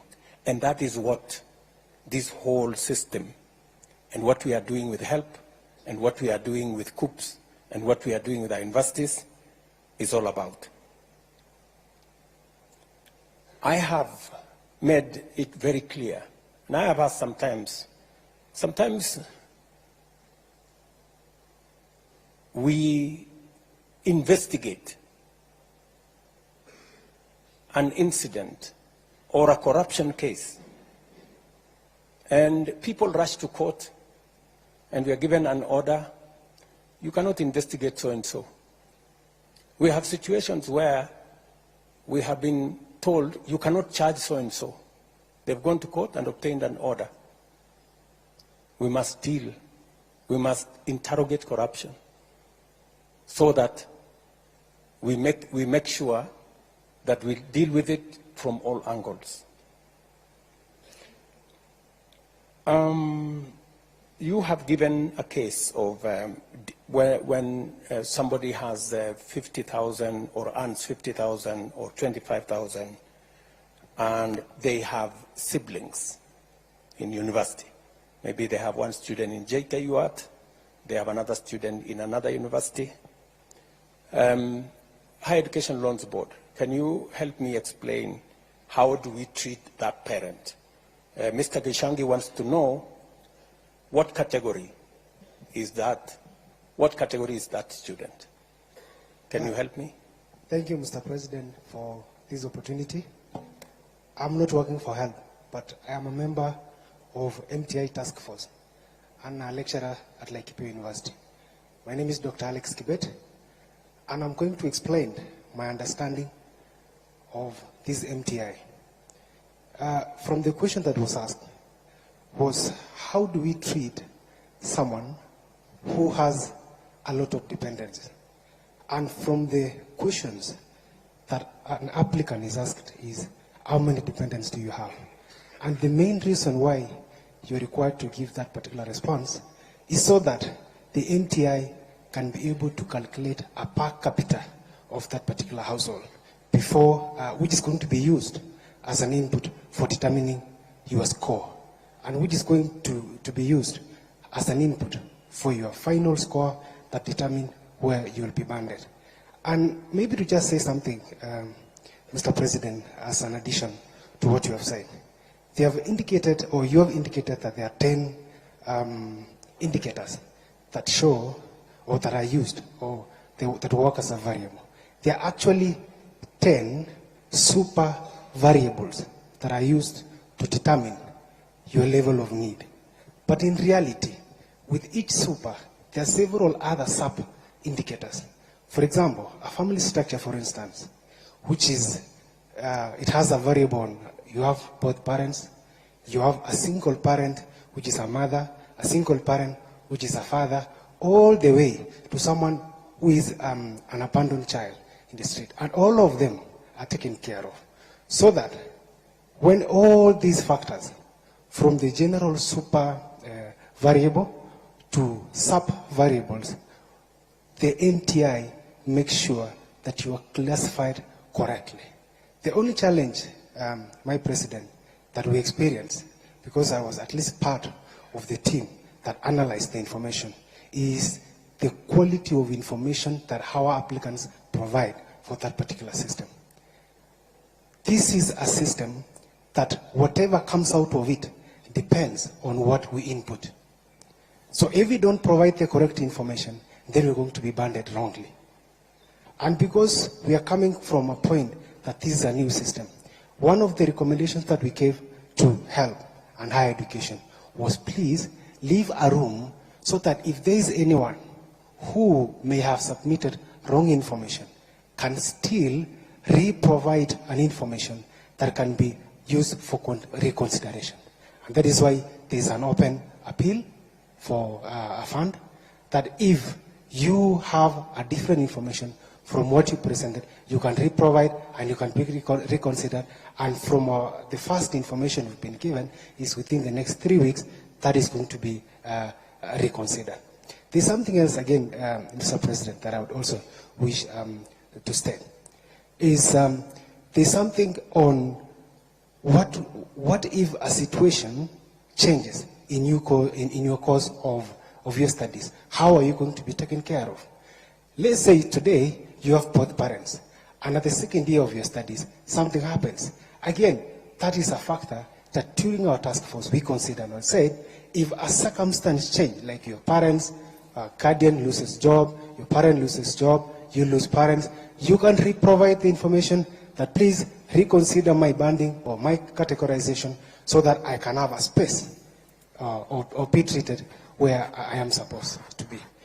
There are some other small recommendations that we have suggested to them, and we hope they are going to work. Thank you, Mr. President. Thank you. Do you have anything useful to add, Mr. Kingori? No, Your Excellency. I think Dr. Kibet has said it well. Okay, thank you very much. So I think that is the information, Mr. Gishangi. You have also told me that there are people who masquerade as a representative of students. And they have come to say we represent. I want to tell you, for the avoidance of any doubt, that any student I have met, they haven't said they represent anybody, at least to me.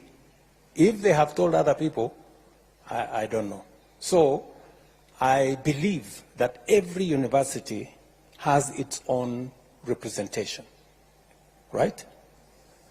And I have heard everybody here who has spoken, they have said, I am president of this college, vice president of that college.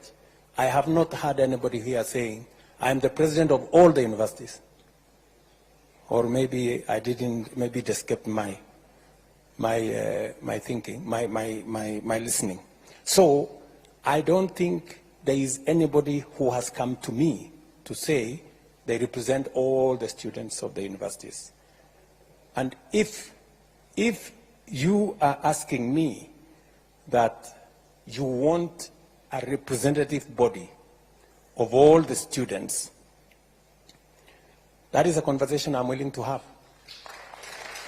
And the universities, the leadership of universities should be part of that conversation so that we can all agree what mechanism are we going to use. Are we going to have elections in some form? Because, I mean, we are a democracy.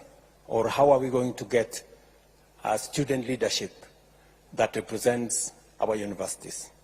That is a conversation that we can have. Somebody has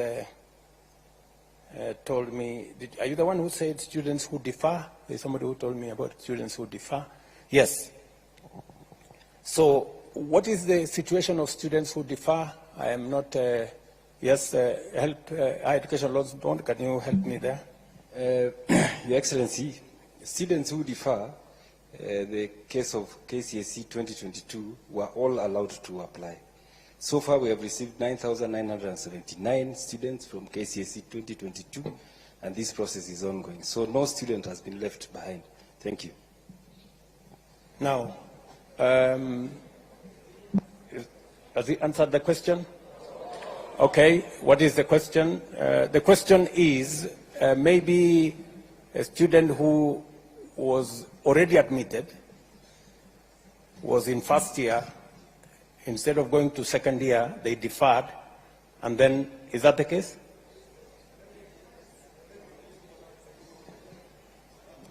Okay, okay. Which model? Are they coming? Okay, I think what the question is, those ones who you are now considering, are you considering them under the old model, or are you considering them under the new model?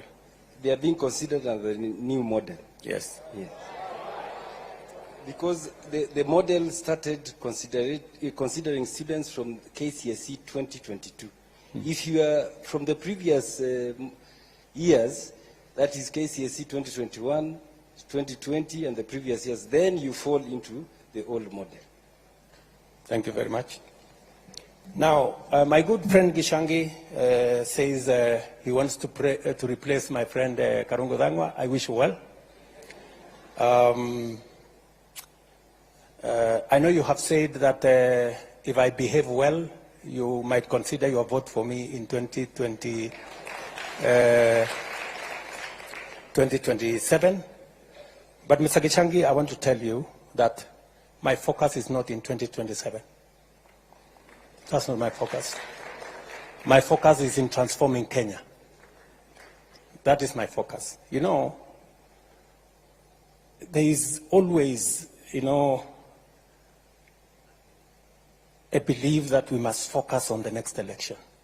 Good people, there is more than the next election. We need to do and make the right decisions for Kenya now. If we make decisions merely because we want to be popular, that's how we get ourselves into the kind of situation our country is. That's where we end with our universities in so much debt, because we are unable to make the decisions that will get our universities out of trouble. My sister, younger sister, Agneta, I like the name, by the way. Agneta, she's wondering why is only 12% considered in band 1, when actually majority of the people in Kenya, or you know, a big portion, are poor. You know why, Agneta? Many of the children of the poor don't make it to university. That's the problem. And that's what concerns me. You know, I explained to you, you know, that the most disturbing thing is that the children of the poor are not in this conversation. And that is why, and it really bothers me, that is why I made the decision that I am going to hire the largest number of teachers. I am going to put more money, invest more money in those schools where the children of the poor are, so that we give them an equal chance for them to be part of this conversation. I know it's not a very popular thing, but that's the correct position. That's why I'm going to hire another 20,000 teachers, God willing, by the end of this year. The same way I hired the 56,000, to send them to all these day schools and schools in those rural areas and all those day schools, to make sure that the children of the poor also make it to get to the university, so that they can come and sit here and have this conversation with the rest of us. That's my position. Let me also say the following.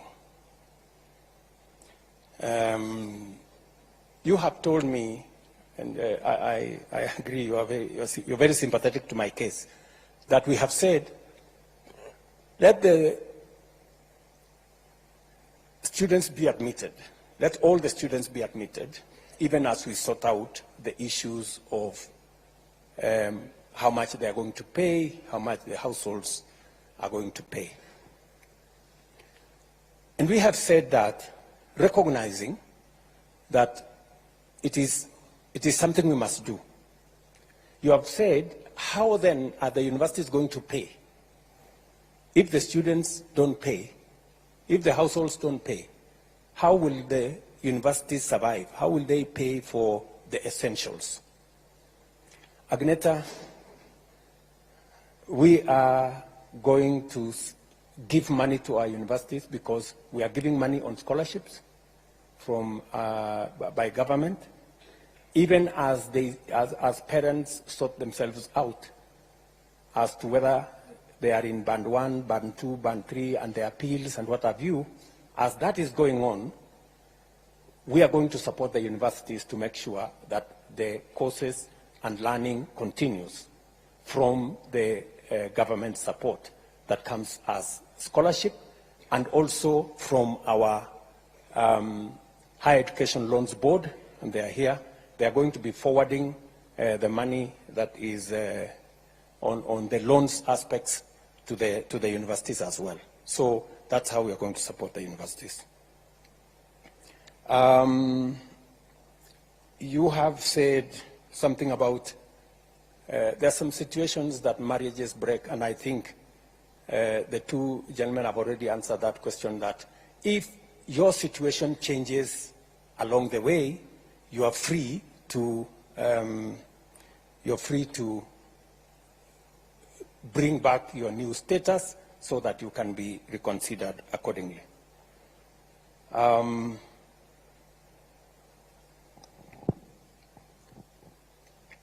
Nick Okoth, twins joining university. Higher Education Loans Board, if we have twins joining university, what is the situation? There was a question when they were filling the form, and they were asked, do you have a sibling joining university or TVET college? And if they said yes, they were supposed to input either the ID or the index number if they were minors. And that goes into considering where they are placed. Yes, because we score them up to 100, and that would give them another 29 points to move towards band 1. Okay.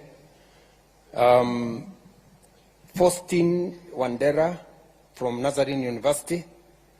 You told me that you feel the universities are being... I have tried to explain that the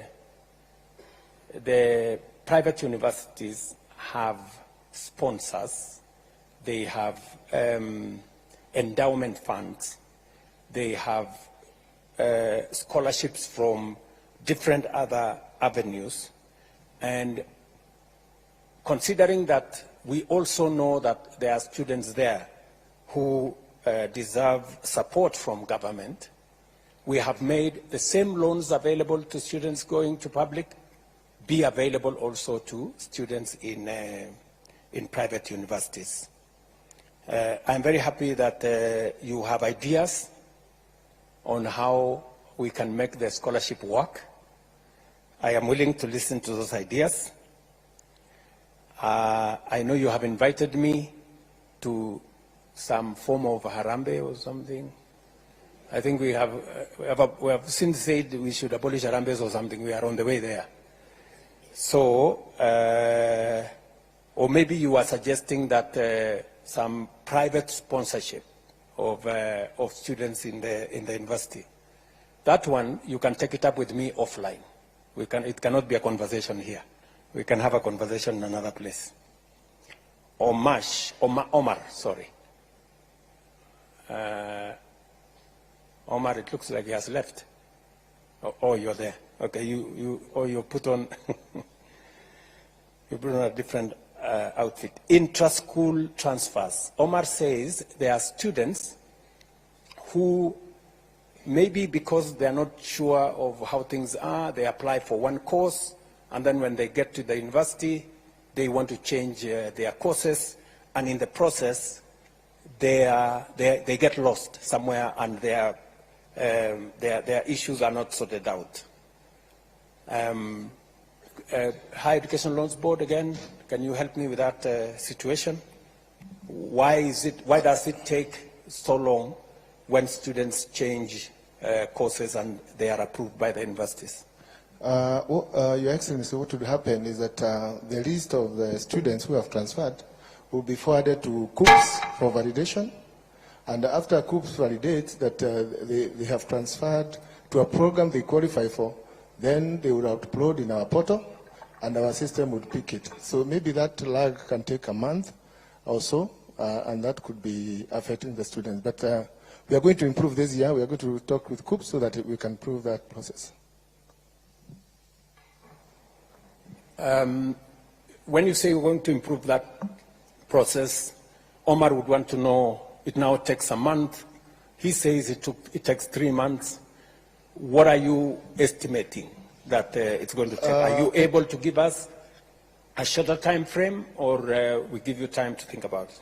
I think it's even engineering has been done where COOPS, I'm sorry, I'm talking on behalf of COOPS, have availed the transfer module to the universities. I don't know whether the Vice Chancellors can confirm that. So now you don't have to send documents to COOPS. The Vice Chancellors would log in and effect the transfer there, and they validate in real time.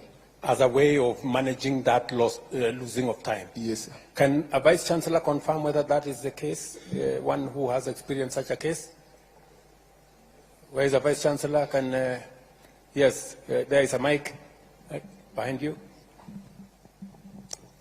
Your Excellency, my name is Professor Biambo, Vice Chancellor, Meru University. I would like to confirm that that is true. We can now transfer online, and it's done real time. Thank you very much.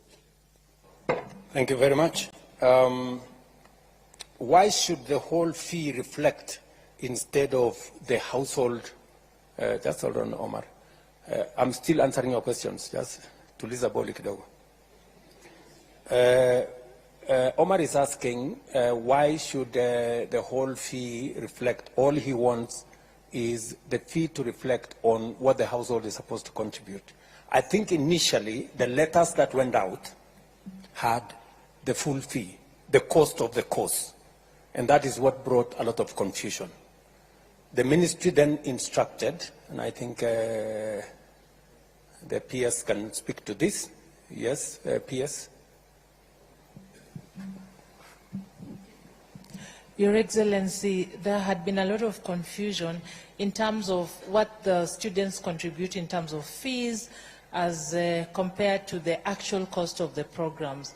So we thought it was important to share this information so that students can appreciate that a course like medicine, for example, is 612,000, but the government is shouldering a portion of this cost of the program, and the households only pay a certain amount.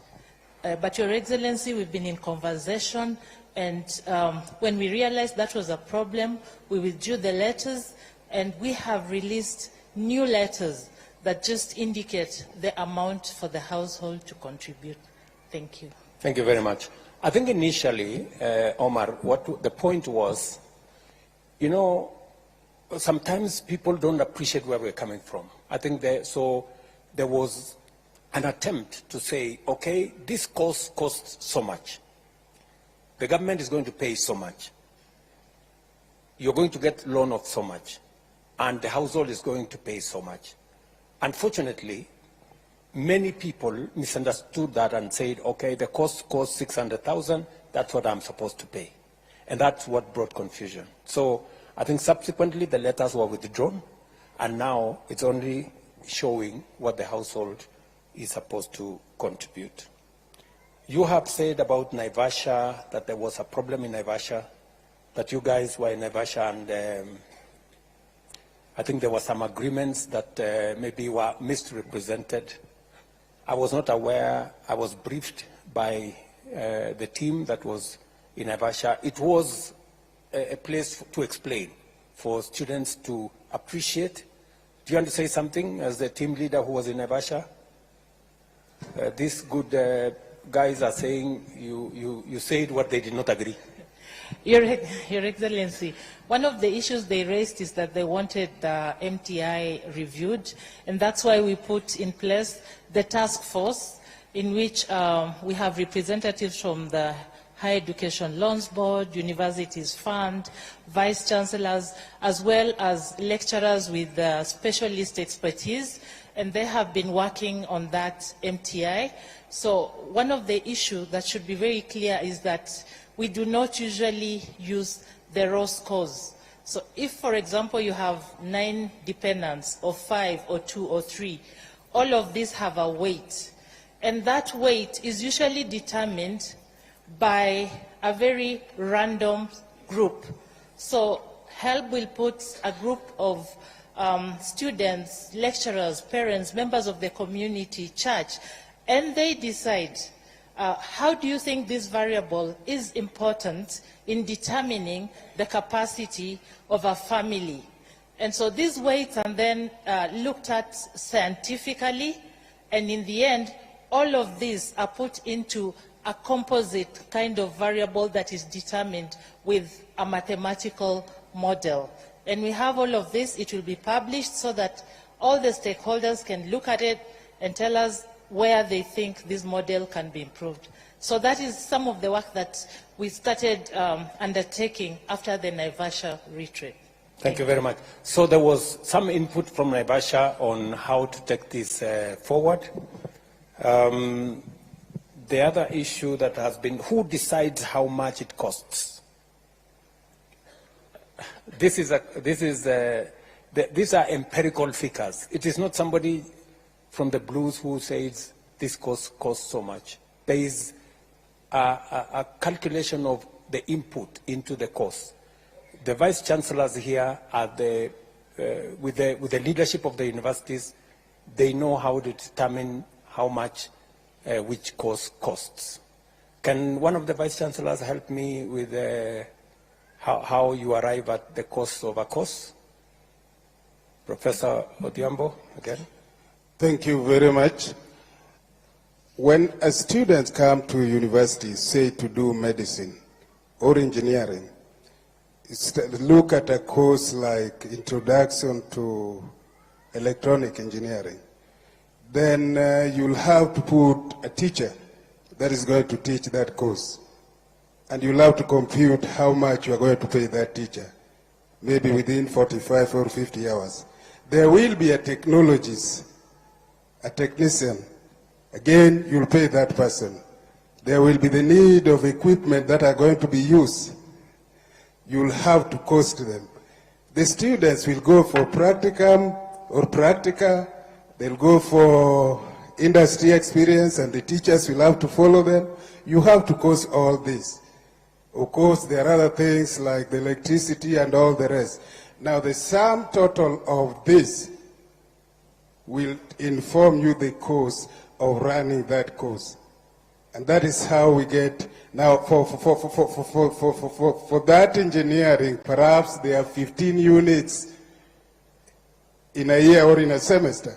So once you get all that, then you have the total cost. Maybe it comes to 280, maybe it comes to 612, maybe it comes to, like mathematics It is a financial mathematician who was there. Maybe it came to around 275,000 for financial engineering.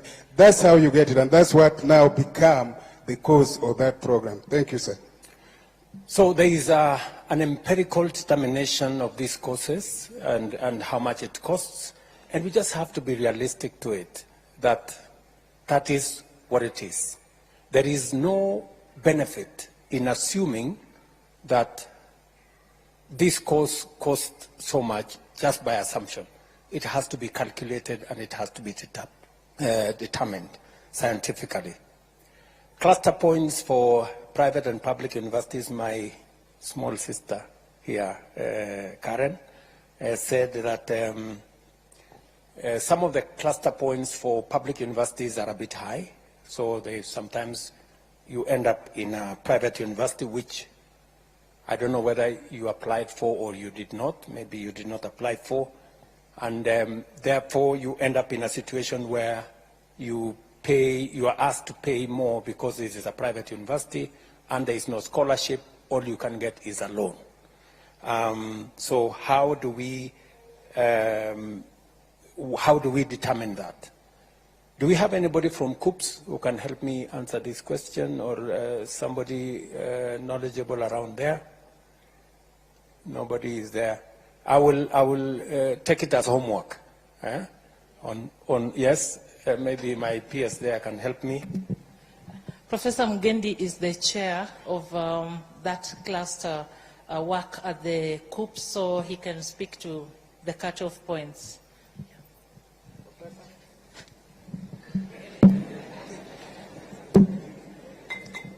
Thank you very much, Your Excellency. Yes, I am the chair of placement committee at COOPS. And indeed, because of the way clustering is done, sometimes you might want, a student may want a course in one university, but they are not able to get it because their cutoff points are lower. And that's why that question from the concerned lady was, she said that maybe she got a C+, but then she could not be able to get appropriate courses in public universities, because maybe most of those courses then that she wanted, the cluster points were higher than what a cluster point was, and therefore she ended up in a private university. But for private university, again, Your Excellency, the student must have chosen to go to those universities. They are not just placed there. There's normally a box where you tick that maybe if you don't get this course in public universities, you are also willing to go to private universities. So there is always that choice. And I think, again, if the person would really want to come to public universities, there are still courses that are available that just require the minimum university entry, but they may not be courses of the prime courses that they wanted. But anybody wanting to go to public universities and they have a C+, Your Excellency, they will not be denied, because the universities are there and there are programs that are linked to take them. Thank you. Let me also tell Karen that KRA is not the only parameter we use. So this Maasai fellow with 100 cows, and there is no provision for what is your tribe in the whole thing. So there's no place for Maasais there. So the other parameters are there. Which school did you go to? Which primary school did you go to? You also registered under the education system. Are both your parents alive? You know, there are so many other parameters that eventually determine the classification.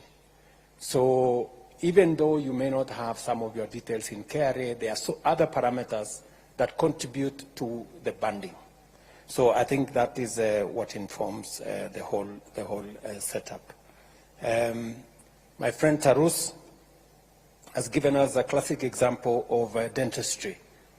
Dentistry is the most expensive course I don't know why you chose the most expensive course.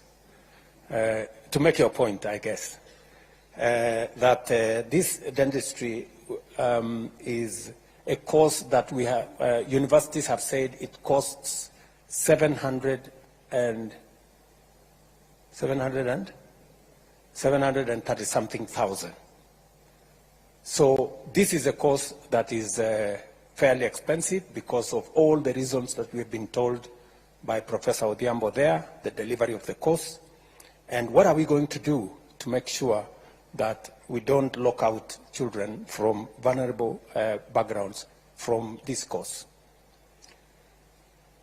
We have to strike a balance between teaching the course at all, because we actually run the risk, Mr. Tarus, if we continue the way we are continuing, we run the risk of not teaching that course at all, or having a half-baked dentist, because we have made him to pass exams, and yet we haven't trained him enough.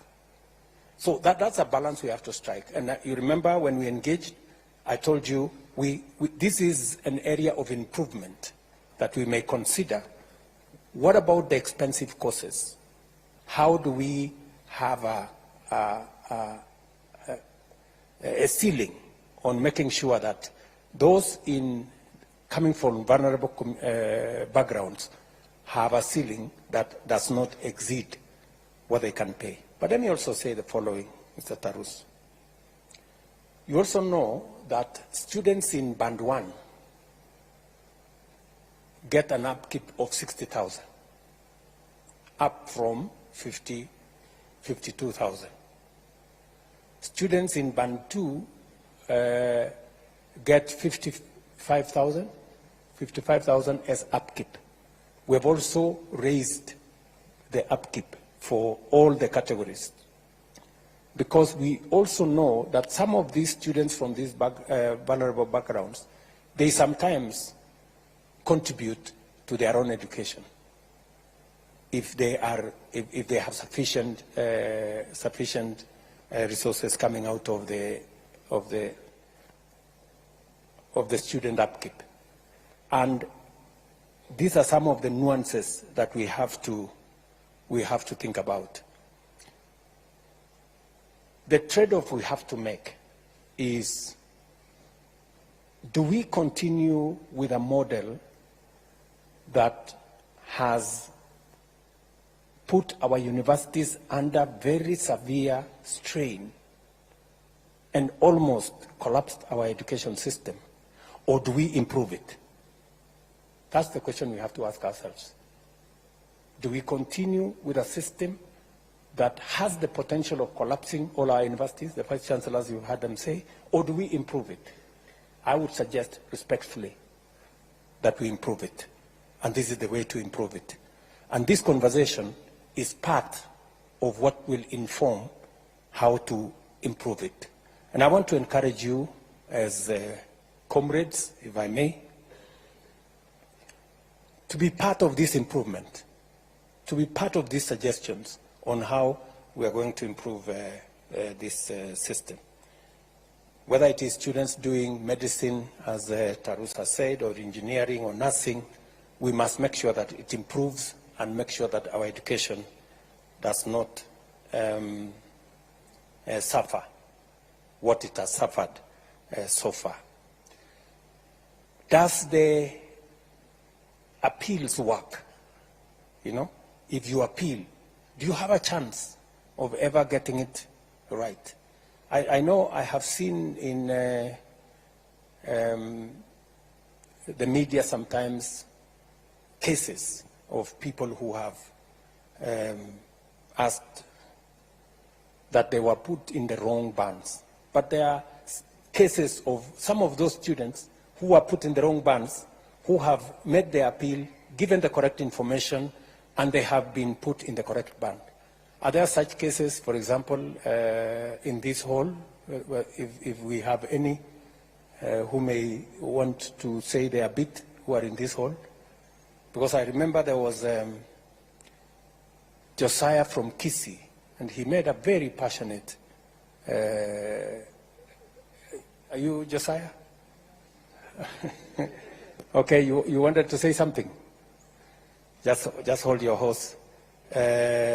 Or do we have any other student who made an application and was given a chance to appeal? Yes, my friend? Are you among those who appealed? Yes? Okay, give him the mic. Let's hear what his story was. So nili-apply nikawekwa band 3, nikafanya appeal, nikawekwa band 2. What was the issue, for example? Were you told what the issue was? I wasn't told, so tuliambiwa to reapply. And you reapplied. Who initially, how had you applied? Who had applied for you? I applied through the cyber and I filled out the details correctly. And then during the appeal, you have to write a better reason as to why you're appealing. And then you were reconsidered? I was reconsidered and placed in band 2. So how long did it take? A week. A week? Yeah. 1 week? Okay. There are some other people who have applied. There are others who have taken in some of our suggestions, and we have seen them progress. Now, good people, I am told it is 10 p.m., 10:10, and we had time up to 9 what? What was our cutoff time? 9:15. So we are an hour late.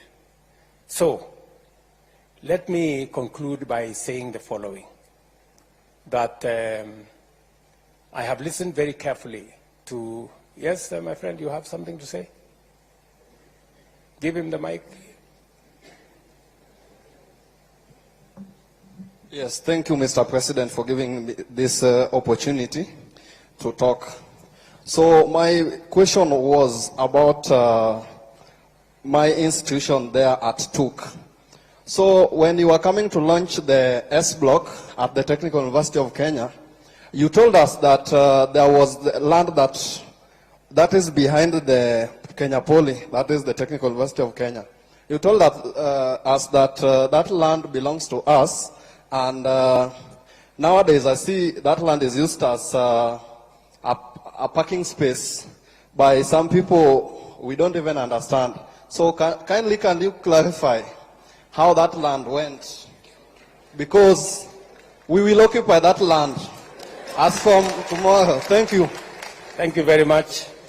Vice Chancellor, I think we have the Vice Chancellor of TUK here. Can you confirm what the situation is with that piece? Vice Chancellor. Thank you, Your Excellency. Vice Chancellor from Technical University of Kenya. Your Excellency, you gave us that land, and we have been following the due process to get the documentation. I told my students not to occupy the land because we need to have the title deed so that we do the right thing. And I want to appreciate that, Your Excellency, my student led by my president who is here, Alex, we've been talking to them. It's true, there's a team that made a fence and they started parking there. And the students said that the president said this is our land. And we have written letters even to your office through the head of public service to that effect. And we are waiting to get the response. So kindly don't occupy. We are going to get the title deed so that we do it right in the right way. Where is the CS for education? Is Machogu, my friend is my friend Julius here?